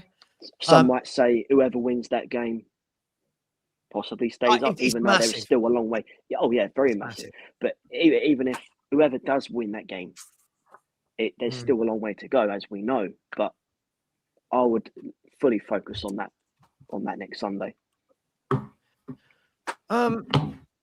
Still, where are you? I mean, it's difficult because I'm probably not biased. I don't really rate Gray or Sarr as footballers. So for me, that's my idea of a nightmare. The midfield pairing that we saw today on Wednesday and Tuesday night. I know it wasn't their fault they had to play today. I just thought even when Callum Lasesi came on in the second half, I thought he looked more vibrant and wanted to get on the ball. I don't know. He looked more busy. And where are you with those two as a midfield partnership? Or both of them as footballers, even? I don't know what Sarr is. I don't know what he is. Is he a 6? Is he an 8? Is he a 10? I don't know what he is. I think he's very overrated, overhyped. He's another player that people just gaslight because he's a Spurs player. You know, if you put on a Spurs shirt, that means you've automatically got to praise them and tell us how great they are when we crash out of the cups, we collapse in the league. Yeah, we need to praise them all. Sarr, yeah, he's an average midfielder at an average football club. Archie Gray, he's done okay this season, to be fair to him. He's actually done okay. But again, what is he? He's not a 6. I'm not having that. He's not a 6. He's not a 10. So is he an 8? If he's an 8, then he needs to control games of football, which he can't. So I don't know what Gray is, guys. You know, is the worry still?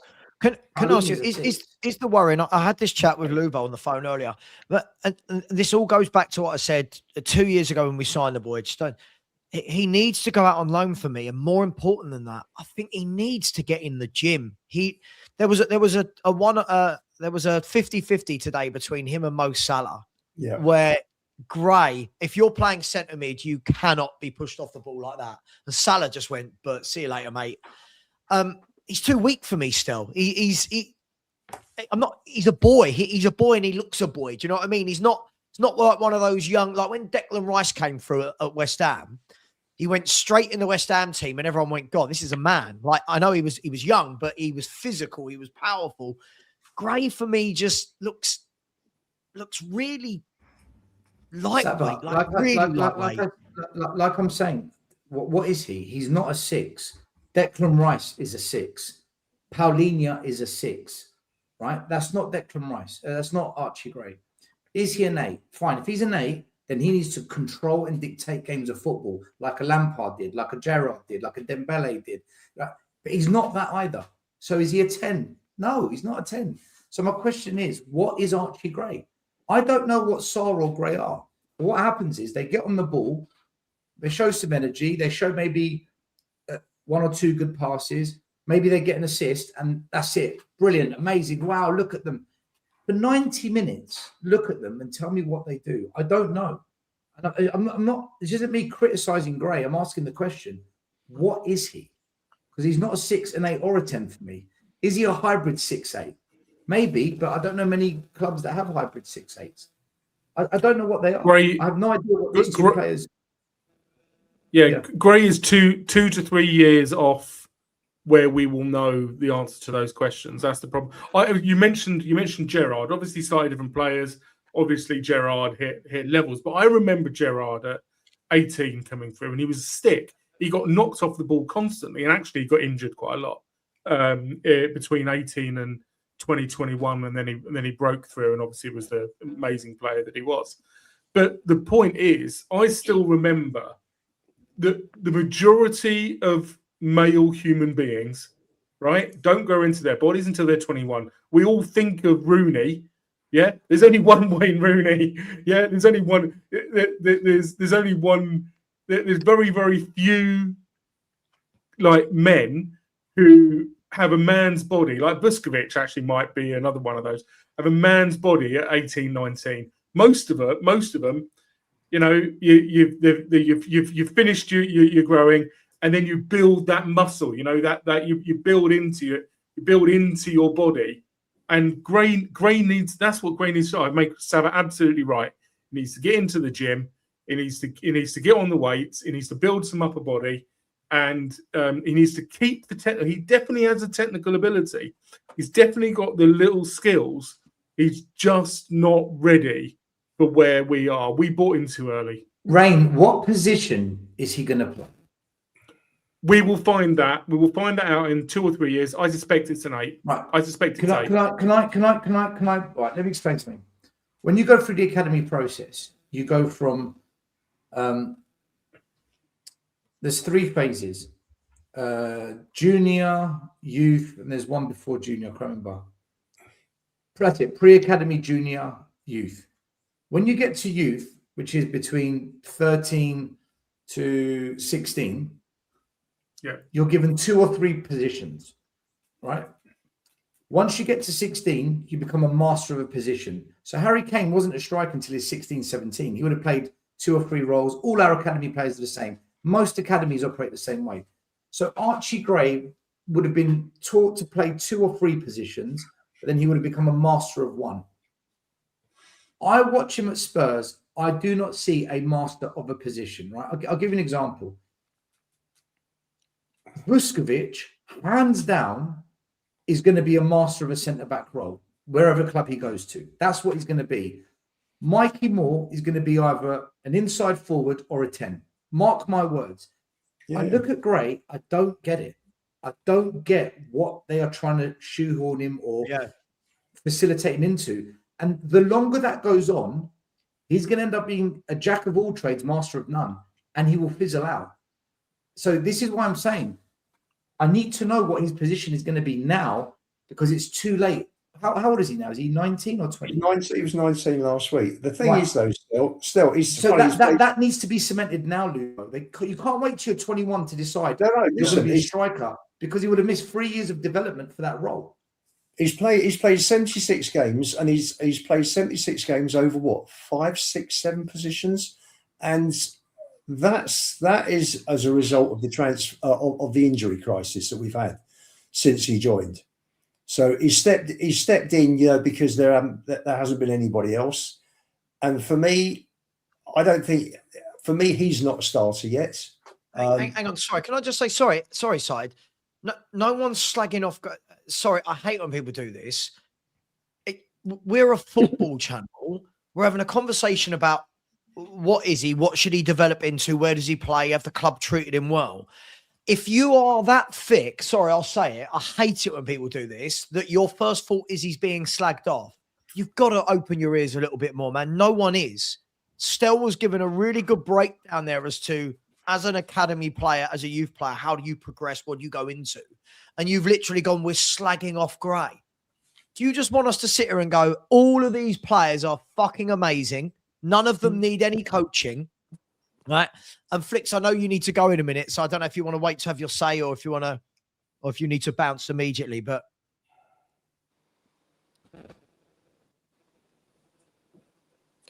Sorry, go on, Lubo. And for me, he's been played all over the place. Someone says correct. He is 20, not 19. That's even worse than Lubo, because now he's got 1 year left. He's got 1 year left, because once you're 21, you're no longer an academy player. He's got 1 year left to cement a position, or I'm telling you, he ain't going to be that good of a player. I'm telling you. There hasn't been. Listen, it spoilt his chances of cementing a specific position. Agree with you. But isn't it good? You've got a player who is 20 years old that's played in so many different positions to help the team out. There's nobody else they could have turned to do that job. No, it's not for me, because he's not going to become a master of a position. You have to cement a role that you become a master of. But you've got to hope. You've got to hope. If he goes out on loan next year, he goes out on loan. Hopefully, if he goes out on loan, then he would be played in one position and played there for the season in his best position and then develop. If not, then you hope that whoever the new manager is, again, plays him in one position instead of playing him all over the place. Which you're right, he's a utility player. I'm sure he doesn't want to be a utility player. We've made him a utility hang on, guys. player. Flix needs to go. Can I just get his sound? We can come back to this conversation. Flix, by the way, everybody, please, Flix is a great guy. There's his link. Please, let's get some subscribers going over there. Appreciate it, guys. Appreciate Show the love. Just quickly, Archie Gray, Papa Sarr, just your thoughts on that before we go back to it. with Gray, he's one that reminds me of your Winksy, your Skippy when they first broke through from the youth. Right. So my question from me to you guys and everyone in the chat: if we got someone like Pochettino in, how do you reckon Archie would be around that? Do you reckon we would see a different type of player? Stel, your computer's making a horrible noise, my man. Flicks, Sorry. what I would say to that is this is probably back. Oh, this probably backs on from what Stel was saying. Is my worry is, I think if Pochettino had him for the last 2 years, I think he would have taken the first 6 months or so to find out what he is, and then pushed him in slowly, and developed him. The problem I think we've got now is the new manager that comes in, whoever it is, for me, and this is only my opinion, I don't know if you guys agree, I don't think Gray is ready to be starting as a midfielder week in, week out. So does that mean you've got another year? That'll be his 3rd year at the football club where he's a bit part player, still not getting regular games in central midfield. And that's my worry with how he's been. Look, I would never have bought him. I can't sit here and pretend I would have bought him. I wouldn't. I've never seen anything in him that makes me go, yeah, that's 40 million. But he's here. I just think we've handled it all wrong. I think when he came in, he should have been brought in alongside a Manu Kone who went to Roma, right?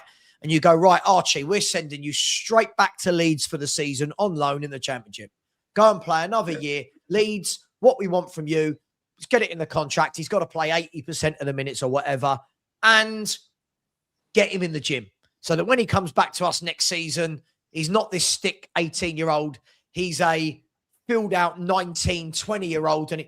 But we didn't. Yeah. We kept him at Spurs. He's not put on any timber. He's been right back, left back, centre back. My worry away from all that, Flicks, though, is I still don't watch him and know what he is. I still, I keep being told, when he plays in centre mid, you're going to see it. I'm watching him in centre mid and going, he runs around a lot, but he doesn't fulfill a function for me in a midfield. No, and I know Lubo hates me saying that, but I just don't know what he does. That's my worry. I don't know what his If you'd have thrown him in at his age into a properly functioning side, then I think you'd have seen something better, because normally kids get fed balls in. You don't have an injury crisis like we have had for the last 2 years. Normally, kids are blooded in gradually, aren't they? They're not thrown into every position because they're helping out because there's nobody else, because there's a big injury crisis. In some ways, though, sorry, Lubo, in some ways, wouldn't you give the guy some slack a little bit? Because when you think back to last season, right, Archie Gray was played centre-back, he was played left-back, right-back, middle, all over the gaff. He's never been in his natural position, has he? Never gone there to feel comfortable. Correct. Hang on, Ray. Before you two both say he's never played in his natural position, and Lubo says yes. Hang on, Lubo. Last year you told everybody in the world that he was a number 6 and needed to learn from Paulinho. I thought it was this year, but he's not, is he? I got it wrong, but I think he's an 8. No, it's not about rights or wrongs. But isn't that the point? We're all saying if he had played, what is he? Like what? If he had played what position? Like what? What's this set position where if he had played 20 games there, that we see he's good? I don't know. How is Archie Gray Wait. So my problem is the way that the club has treated Archie Gray. Agreed. Not Archie Gray himself. So you said, it's not his fault. No, I don't think anybody here is saying that. The problem is, and actually I think it's even worse than what we're saying, right? Because he's been used the way he has over the last 2 years. There's now, in this panel, you're talking about loaning him out. Do you really think that, okay, maybe Archie Gray is that professional, but do you really think Archie Gray is going to go, do you know, I've played the last 2 years. Why are you loaning me out? Why am I not in the first team when I've been in the first team for the last 2 years? So actually us not doing the rational thing, like Lubo said, the proper thing to develop him and bring him through, actually now gives us a problem, because if you pivot to try and actually do the right thing, Archie Gray is going to come back to us and go, well, wait a minute, I'm playing in the first team. Do you know what I mean? It's even worse because we don't do this properly. But do you want him in the first It becomes team a complete mess. If De Zerbi, let's just say, I'm just using him because he's the favourite name, right? If De Zerbi has dropped in to Tottenham Hotspur this summer and says, I'm going to play a 4-2-3-1, which is, I think, what De Zerbi plays most of the time, are we saying that one of the two midfielders in double pivot we want to see as a regular starter is Archie Gray? Is that pushing the club forward? Right. And there's my problem, because that means then still your computer is horrible noise, mate. It sounds like Tiscali. It sounds like Tiscali. I'll stop typing. Oh, is it because you're typing? Yeah, don't worry, I'll stop typing. So do you see what I mean, Rain? And I know people always think that's me having a go at him, but if we were going to set up next season, I don't want to start a Premier League season next year going, right, we've got a new manager, a new philosophy, and Archie Gray is in my double pivot.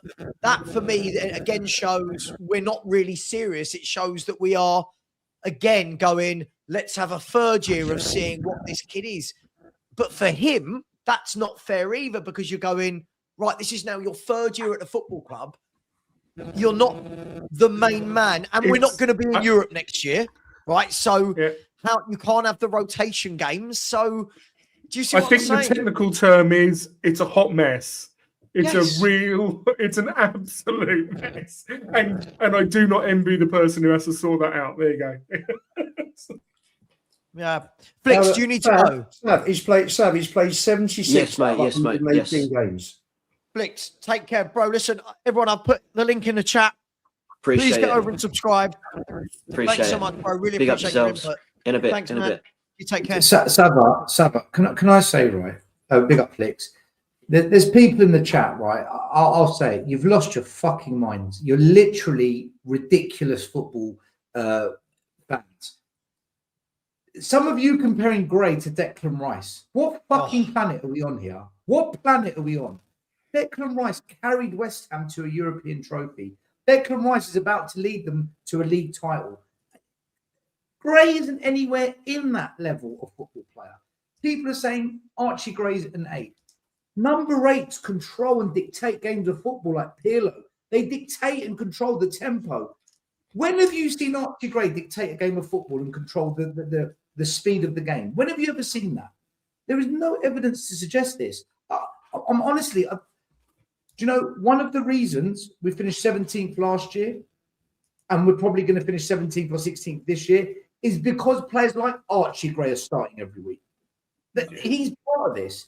For me, I don't know what he was when we signed him, but whatever he was, he has not been developed into that player so far for what Rain explained. I agree with Rain on this one.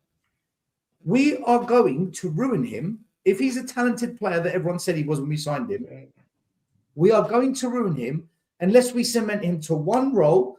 He plays in that role consistently and he develops to master that role. That doesn't mean he can't step out of that role once in a while.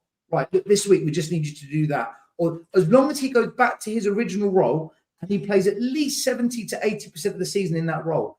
Yeah. Guys, I don't know about you on the show. I don't know what Archie Gray is. He's not an 8 for me, though. When I look at him, I don't see a number 8. The number 8 should be one of the best players in the team. The number 8 should be one of the best players in a football team. I don't think Archie Gray is one of the best. Is it still? Hang on. Isn't the problem though? I mean, if we take this broader from Archie Gray, isn't this a broader problem with nearly everyone that we've signed? Where you go, A, what are you? B, what were you bought for? We could apply that to Tell. We could apply that to Bergval. We could apply that to, like, I like Gallagher, but what were you bought for? Like, if you were bought because they thought they were bringing in Poch, and we know that Poch is going to get the best out of Gallagher in that role, fine. But we seem to do this with a lot of players still, where we go, fans rate the player before going, hang on, but why? Why have you been signed? What are you And Tim Sherwood did this yesterday. I don't know if any of you saw this yesterday. Have any of you seen it? Tim Sherwood against I saw it. It was 15 fantastic. football fans, right?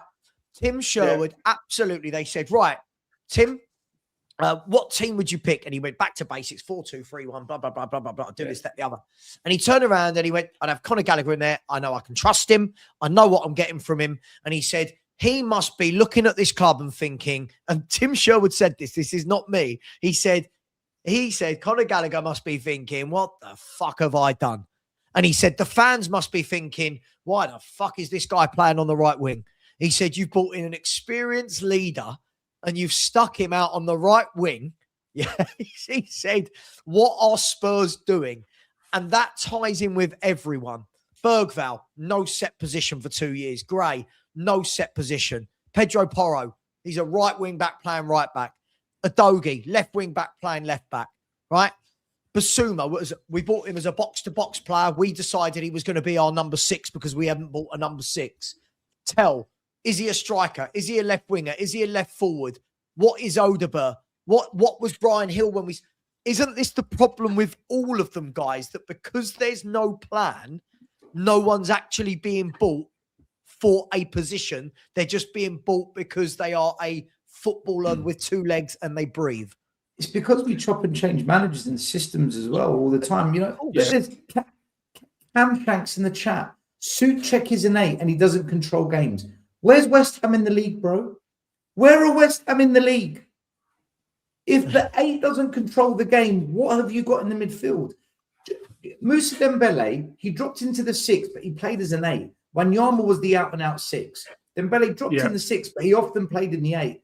Look at the way he dictated a game of football. He controlled the tempo. This is what I'm talking about. This is what an 8 needs to do. A number 8 has to control the tempo. Otherwise, what have you got in that middle? I don't understand why we're trying to complicate it. Do you know what's happened? Sav, I would have added Paulinho to your little list. I'm sure he's played centre-back just as many times as he's played 6. Mate, it's just like, what? Add in whatever player you want. For example, add in Vicario.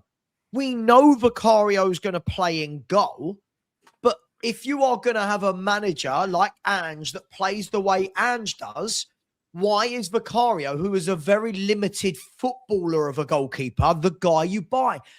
And this is the point. When other clubs buy, they go, what do we need in this team? So Fulham, we know, I'm just using them as an example. Fulham play 4-2-3-1 every game, right? Every game without fail, guys, Fulham play 4-2-3-1. When Fulham go and buy a player, you go, I know why you've been bought. When they bought Harry Wilson, that's where Harry's going to play. They bought Bob. Where's he gone? Straight onto the wing, right? There's no fucking about. You know why they've been bought. We buy players and go, could we turn him into a 6? Could we turn him into an 8? Could he play right wing? Because we've got no system. We've got no system. Sorry. This is where you need, Sav. This is, by the way, Paritici bought Vicario to replace Lloris before Ange had the job. But just going back, Sure. This is why you need an Ajax type situation where you have a set system or set way of playing, whatever it is, and you buy players to fit that system. And then when managers change, you bring the manager in that plays that system, and you keep it going. So you're not buying players who are like Porro and Udogie, who are bought for Conte, who were completely wrong for Ange. And we don't do that, Lubo. We have 10 games left to save our season, and we bring in a guy who plays 3-4-3. It's it's madness. It's madness. Yes, I know. Can we use that as a segue to the last bit of the show? I want to do the last bit of the show, right? The very last bit of the show. We've got to talk about Tudor. Listen, I think we all agree, by the way, everyone in the chat, we all agree, whether it's good, bad, ugly with the players, great point today. There's no getting away from that. Absolutely great point. Can we please talk about Tudor, guys? Because I cannot believe, right? I cannot believe the amount I've seen today of the number of people that at 4 p.m. were absolute, and they've been all week on YouTube shows, all week in chats, Tudor out, Tudor's poison, Tudor's the worst coach we've ever had, Tudor. Now, when people are doing polls to should Tudor stay, 1 point at Anfield has now completely changed the psyche, and it would be mad to sack Tudor. Now, let me just caveat this, guys. You all know I said this. I didn't care that Tudor, whoever came in, I don't care if Tudor goes or not now. What I don't understand is how can these opinions change by the hour? Surely if you believed yesterday that Tudor was the worst manager ever, then a point away at Anfield hasn't made anyone go, actually, he's the guy to get us out of a relegation battle. Surely. Where are you at with this, guys? Should he go? Should he stay? I still think, for me personally, I would bring Redknapp in. That's my personal choice. I'd bring Redknapp and Defoe in. Like now, as in like tomorrow, right you'd now, want to see Tudor sacked. Right now, you've got the benefit of we've broken the run of defeats. The team now, it's a different mindset. Everybody's a lot more upbeat now than they were before the game. To go to Liverpool and get a draw, 14 players out, haven't won for God knows how long. Wasn't a win, but it was as good as a win for me. Was it as good as a win? With everything against us, players being played out of position, half the squad missing, and key players in the squad missing. I think now's the time you come in, get Redknapp in to do his psychological bit, pick the players up mentally, get Defoe in there, who I'm sure Defoe's got his coaching badges now. Yeah, he has.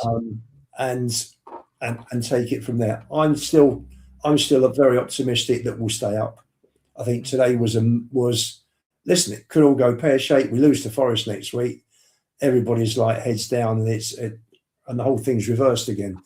But I don't think we'll lose to Forest, and I do think we'll stay up. And I think now's the time to change because, again, for me, I didn't understand several bits of the team selection. Personally, didn't understand it. Why Sousa playing on the right side of midfield? I mean, they've got kids a left back. Mental. Spence is a right back. Play Spence on the right, play Porro in front. For me, Spence would have dealt with Rio a lot better than Porro did. And Porro would have been a lot better going forward when we attacked than Spence did. So they're all little tweaks, but he should know this. He sees them on the training pitch. He should know this by now. Redknapp's not a clownish suggestion. That guy trolls. Don't worry, that guy's a well-renowned troll. He's well. So, by the way, for the people that are also saying in the chat that Tim Sherwood also said he would start Archie Gray. Yeah, because Tim Sherwood was talking about this game this weekend, and the only 3 central midfielders we would have had fit were Gallagher, Gray, and Sarr. And if you asked me which 2 I would start, yes, it would be Gallagher and Gray. That's how little everyone thinks. I think little of Gray. Now imagine how little I think of Papa Sarr. So yes, people have got context. So today hasn't changed your mind on Tudor. Not on Tudor. I think it's this was the game that we needed, and it had to be sooner rather than later to break this losing run, because we got to like 4 o'clock kickoff time, 4:30. And there was absolutely no wiggle room. There was no wiggle room. The other 2 teams had caught us on points, and it was only goal difference that was keeping us out of the bottom 3. So for me, that point meant so much because that will give them so much confidence now.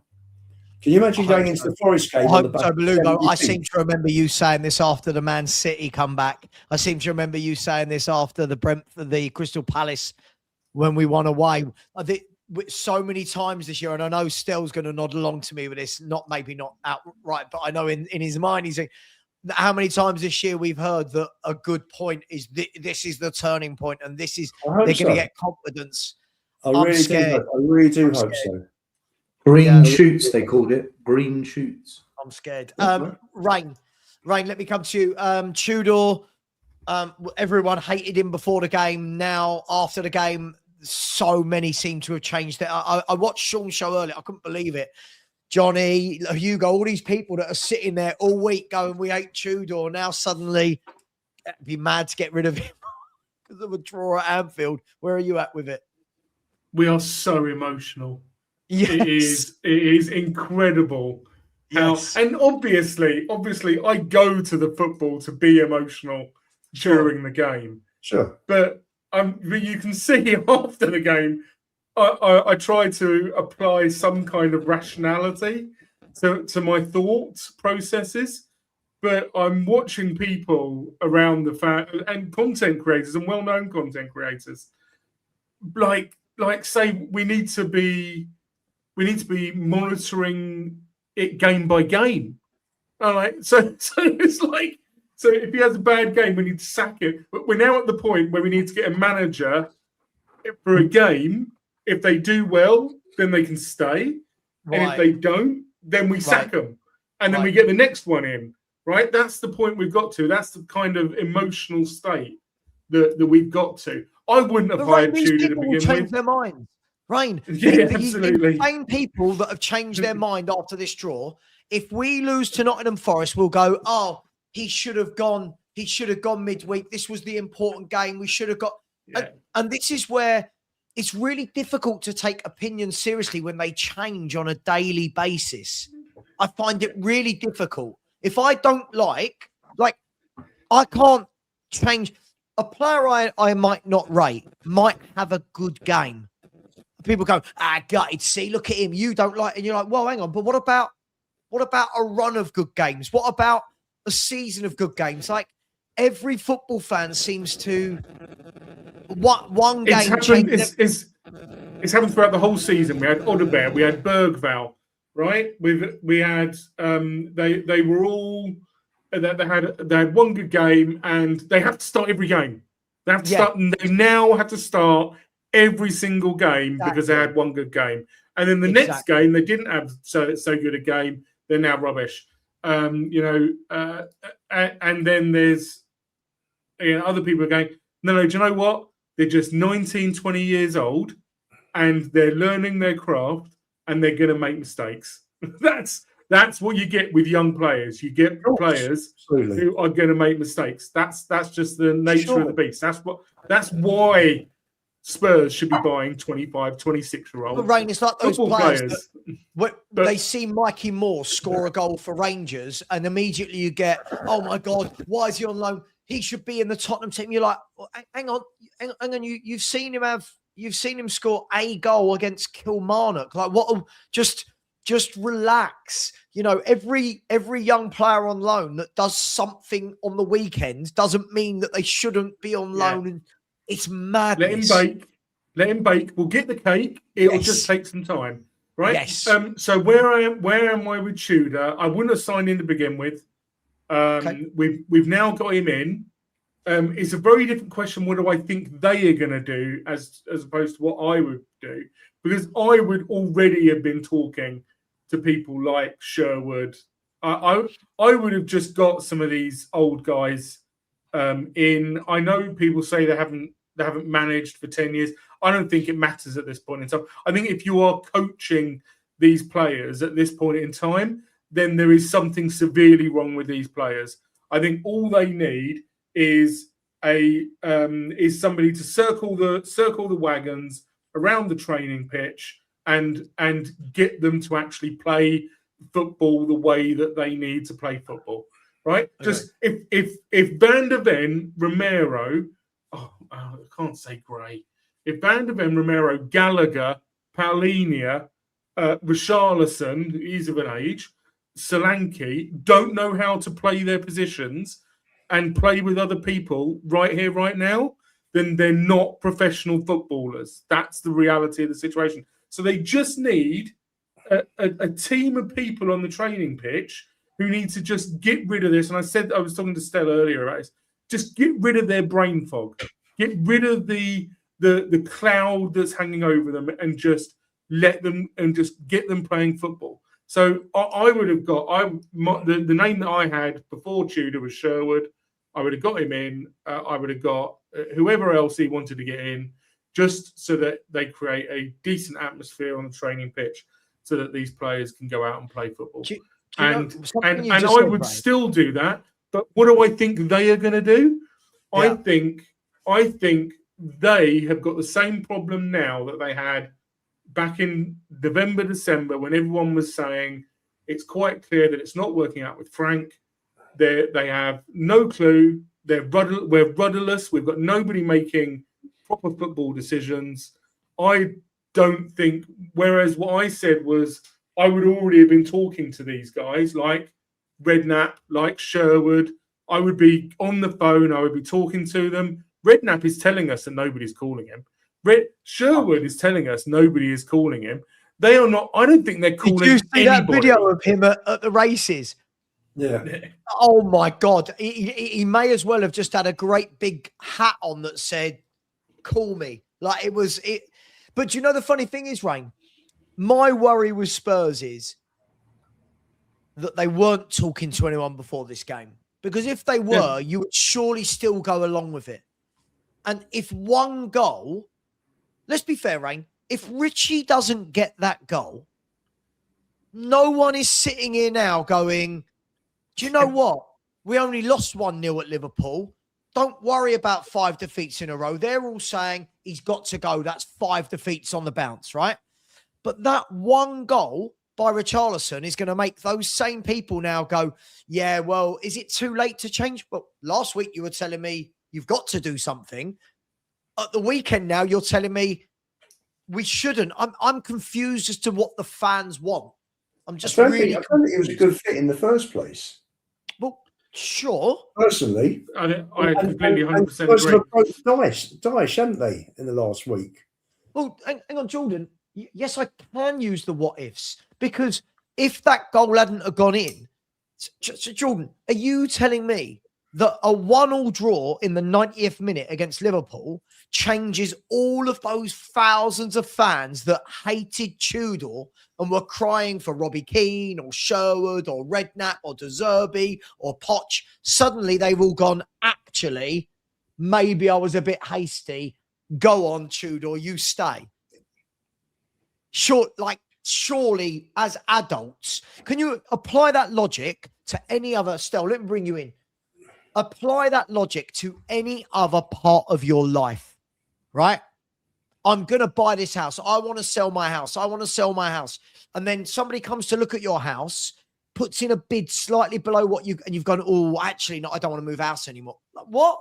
Before Stell comes in, can I play devil's advocate and just mention about a goal changing things, albeit a different situation? Go on. What happened in 1972? My favourite Stoke manager. Huh? My favourite Stoke manager. What, Mark Robbins for Man United? Yeah. Sure. But listen, Lubo, we can do this. But what I don't want to see is revisionism from those very fans. If he sets up in a way they don't like against Nottingham Forest, these very same fans will be the same fans going, that's shit. And if they do, they cannot complain because they have now flip-flopped to, we want him to stay, knowing what he does. So, listen, I don't care what happens either way. I don't care.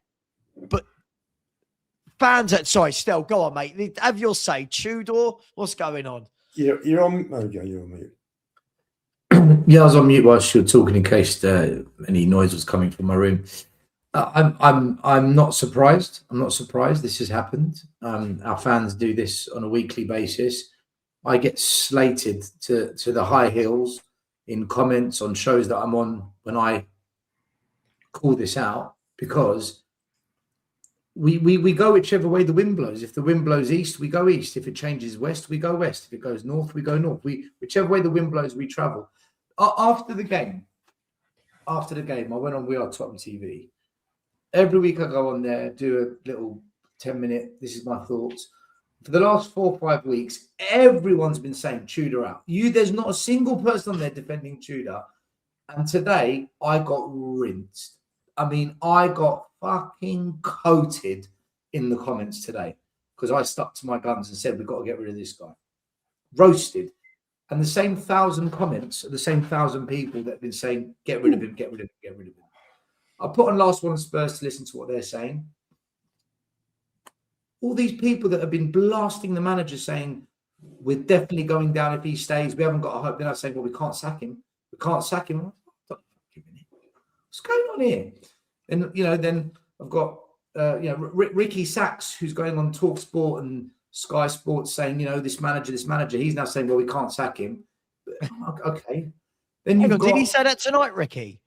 Mate, go and watch Last One on Spurs. He was on my show too. I love Ricky, but he was on my show 2 days ago, and he said he was saying anyone but Tudor. Oh, we can't do this. This is mental. Savva, they're all doing it, and the reason they do it is because it goes against the wind, and they don't want to face any form of challenge or criticism for sticking to their ways. I then heard Billy T saying before the Forest game, we've got to get behind the team, we've got to create a good atmosphere on the high street. And I'm like, but 2 weeks ago, you told us all we've got to stand united and get to the protest for the mother of protest. Everything just changes direction every week, depending on exactly what Rain said, emotion. That it's all emotion driven. If we lose to Forest, there's going to be the mother of get him out. What is he doing?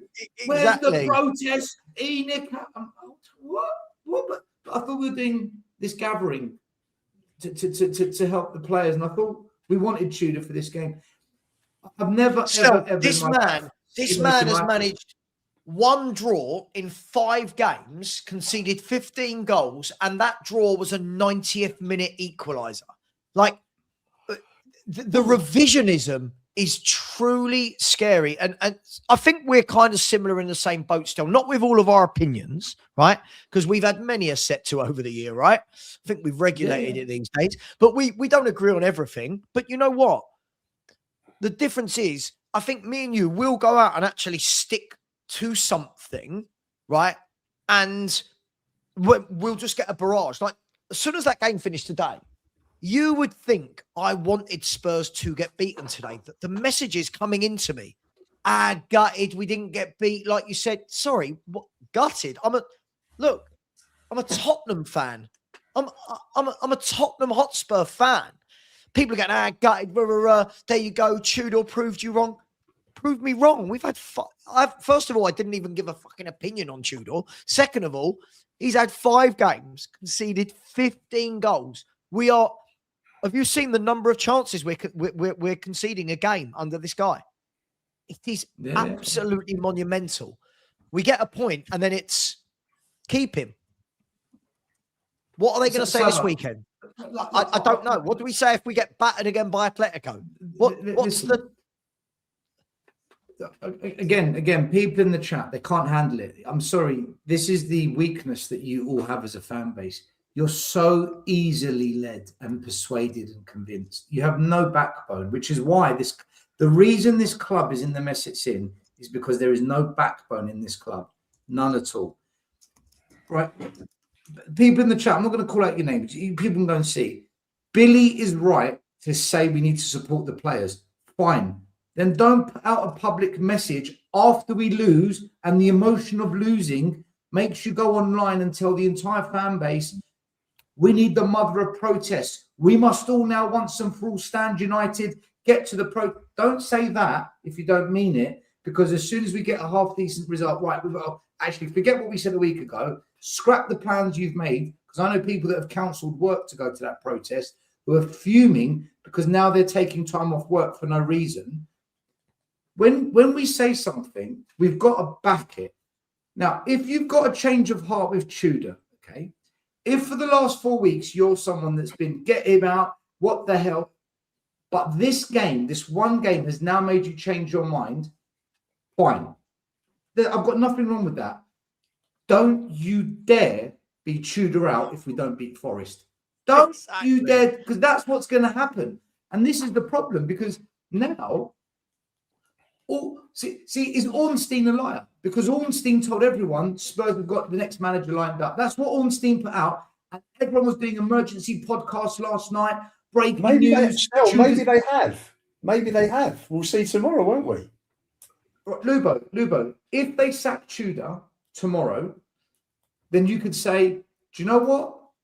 That result was not enough for him to keep his job. But if that point at Anfield is enough and he's not sacked, and everyone gets on board with it because they think now the tide has turned, then you've got to stick with it. You can't then revert back as soon as we lose. A flip-flop isn't someone who changes their mind. I've got no issue with someone changing their mind. It's when someone keeps changing their mind. So are you Enoch in, Enoch out? If you keep bouncing between, then that's a flip-flop. If you change your mind because you feel there's good evidence or good reason to, I'm all right with it, by the way. What I'm not all right is how volatile we've been with this particular situation. Because this whole Tudor thing, everyone's been slamming him like hardcore. There's not one fan. Like, you know, Ange, fans were split. Some were Ange in, some were Ange out. Same with Frank. Some were saying it's not his fault, it's the player's fault. Where others were saying, no, it's Frank's fault. Who's defended Tudor? Who do you know who's genuinely backed Tudor and said, we've got to stay with this guy?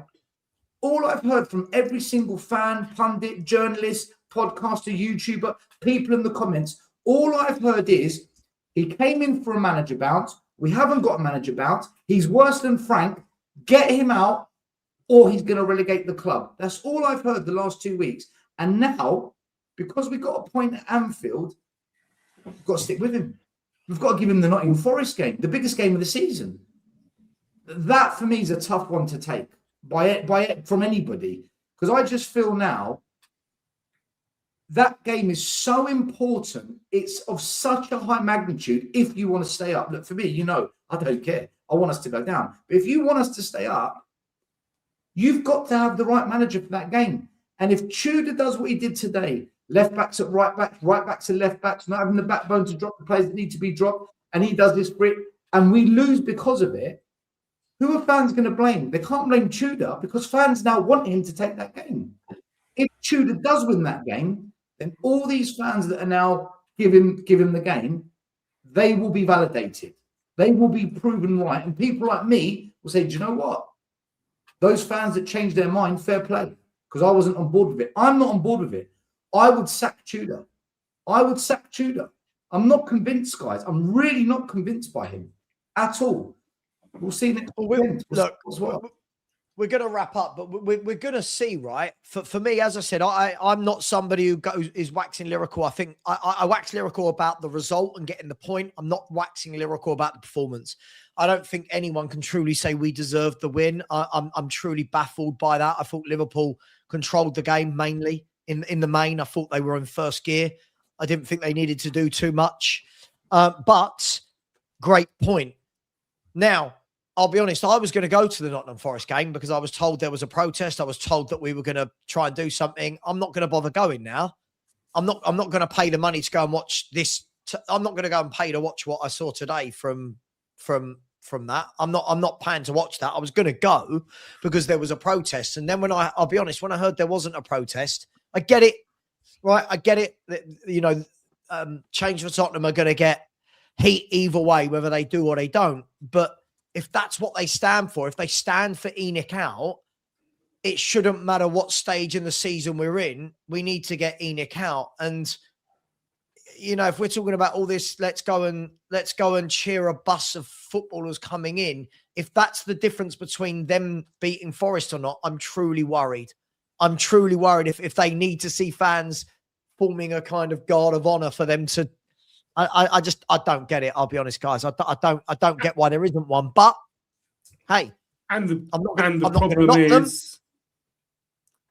problem is the next time they decide that they do want to protest, right, then no one's going. I think they've made a really. I understand why, you know, good friends with Billy.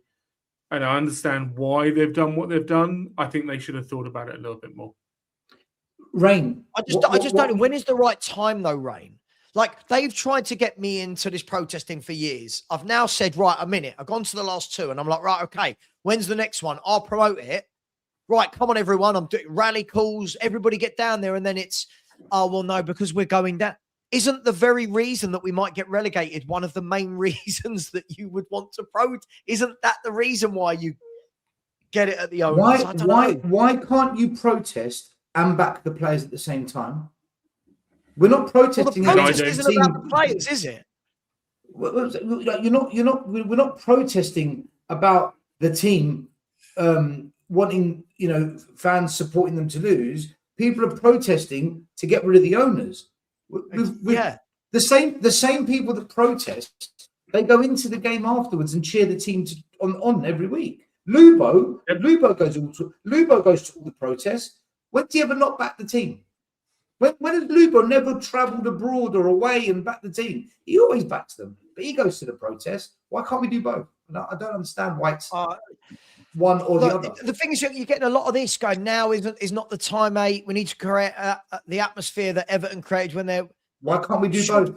Why can't surely the protest outside? Surely while the protest outside is going on, the players are on the pitch, not hearing it. Sav, Everton. I remember seeing the march because I watched Football Focus on the Saturday, and I remember there was an early kickoff, and they showed the Everton fans en masse walking through the streets protesting before a home game. When they get inside, the ground, the Everton fans are brilliant. Yeah, I don't get this. Sorry, but they're more passionate both outside and inside. I wish our fans would be like that. Honestly, listen, the northern fans are different to us in the south. We're a very odd breed. I'm a North stander. Generally they are. So if we go down, and people are going, right, protest. So what will happen is when we go down, they'll go protest. Right, well, okay, there's no games. Right, we've gone down. There's no games now, right? Okay, we're going to protest. I saw someone say this. If we go down, protest next season. Right, okay, so now let's use their theory. So now we're starting a brand new season in the Championship with a wide bunch of players that aren't here this year. And the first thing they see is protesting. This is the problem, right? If you're going to do it, right? That won't be the right time next season because we need to be positive to help the team get up. The logic. Exactly. The logic doesn't logic. Exactly. Yeah, the logic doesn't logic. Perspective, you need to actually think about it and not just think about the first thing that you think about. You need to think about the second thing and then the third thing that happens after that first thing. This team not going to get relegated because there was a protest before the Forest game.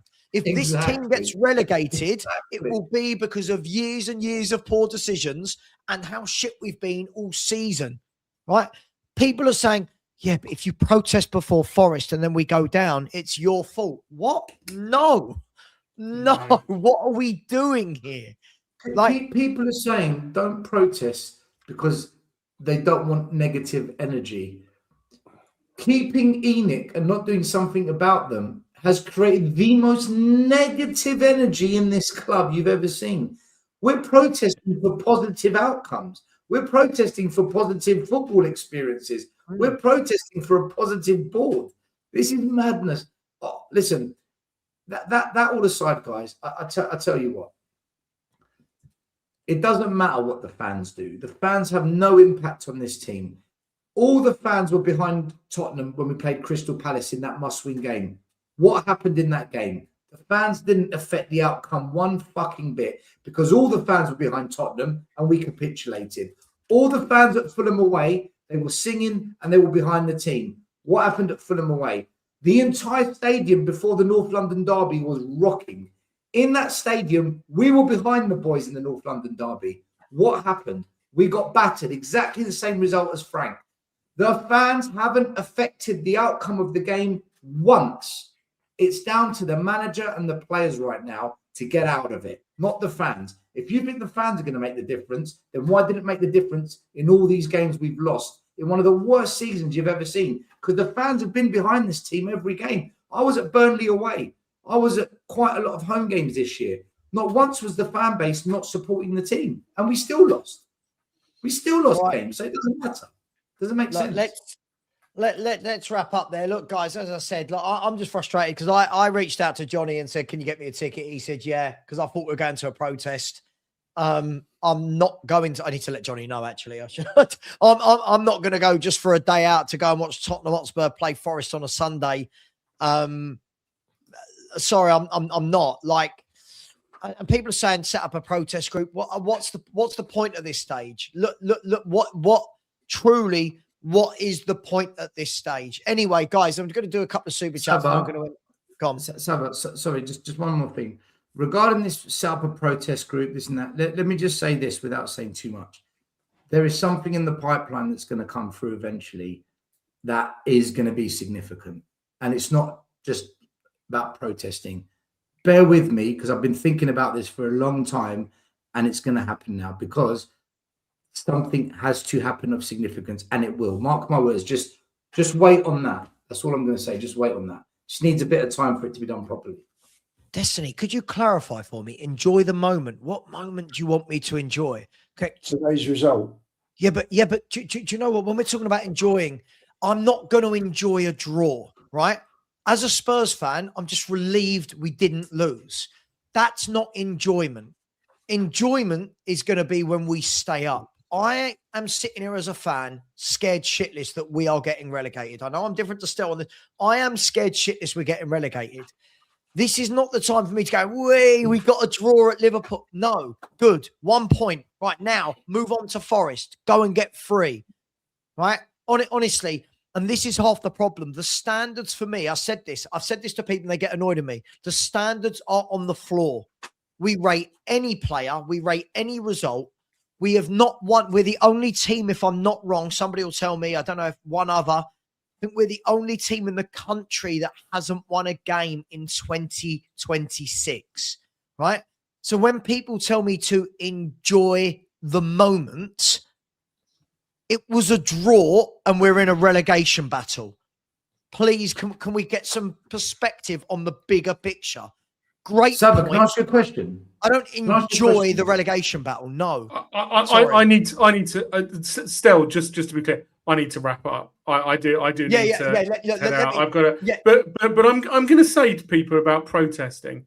Protesting is an absolutely fundamental part of a democratic, of a society that treats people's voices as worthy of being heard. Right? So everybody's saying it's about negativity, all that. It's not. It's not that at all. What protesting is about, if it's done in the right way, is about letting people with power know that the people without power don't agree with something. So let's forget all of the negativity stuff. Okay? It's not negative. Okay? All the protesters want positive outcomes. It's absolutely fundamental in our society that we are able to go and say we don't agree with what's going on, whether it's football club or other things. So anyone who's saying that people can't protest, I'm sorry, but you're going to live in a very, very different world than you think you live in. I'm going to do some super chats. I've only got 4 and then we are wrapping up. By the way, Andy, absolutely. I absolutely. Enjoyment for me is not picking up draws. An enjoyment for me is, I'll tell you what, beat Nottingham Forest. Beat Nottingham Forest, you will see me very happy, right? But too many times over these years, people tell me, be happy about this, be happy, and then Spurs go and lose the next game. Spurs go and lose the next 3. Enjoyment for me is not the right word today. Relief. Stopping the rot, like Lubo said, just stopping that losing rot. Now, it only means anything at this point if we go and beat Forest. Let me do these super chats. Big up to Gary Cousins, who's become a new member. Thank you very much, Gary. Really appreciate you, bro. Thank you very much. I'll be doing some members-only shows this week. I definitely promise. You're welcome to them. Andy Lesto, who's been a member for ages. Thank you, bro. Said, congrats on the 25K, Savva, paying for the must work. Can you imagine if I pay? Apparently, people tell me I've paid for some of my subs. I can assure you, I really haven't. Big up to you, Andy. Thank you so much, mate. Yeah, we did go past the 25K today. Big up, Danny Kiriakou. Said VDV could transform into one of the best left backs or left wing backs in the world.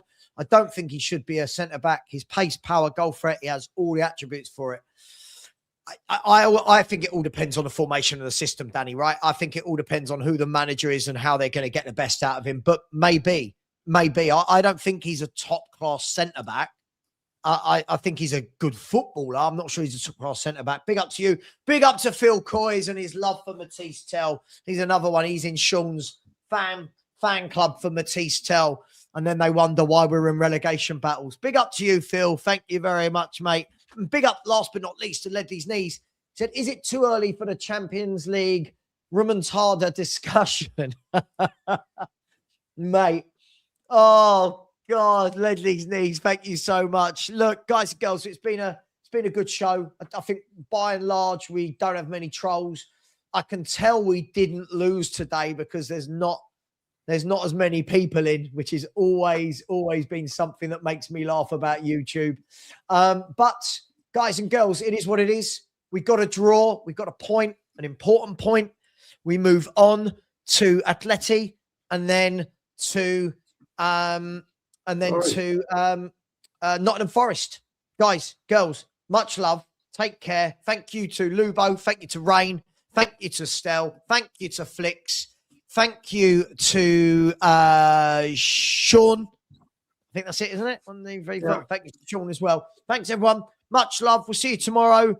Who knows what Spurs will do to embarrass themselves tomorrow in the media, but we'll be here to talk about it. Much love. Take care. And as always, come on, you Spurs.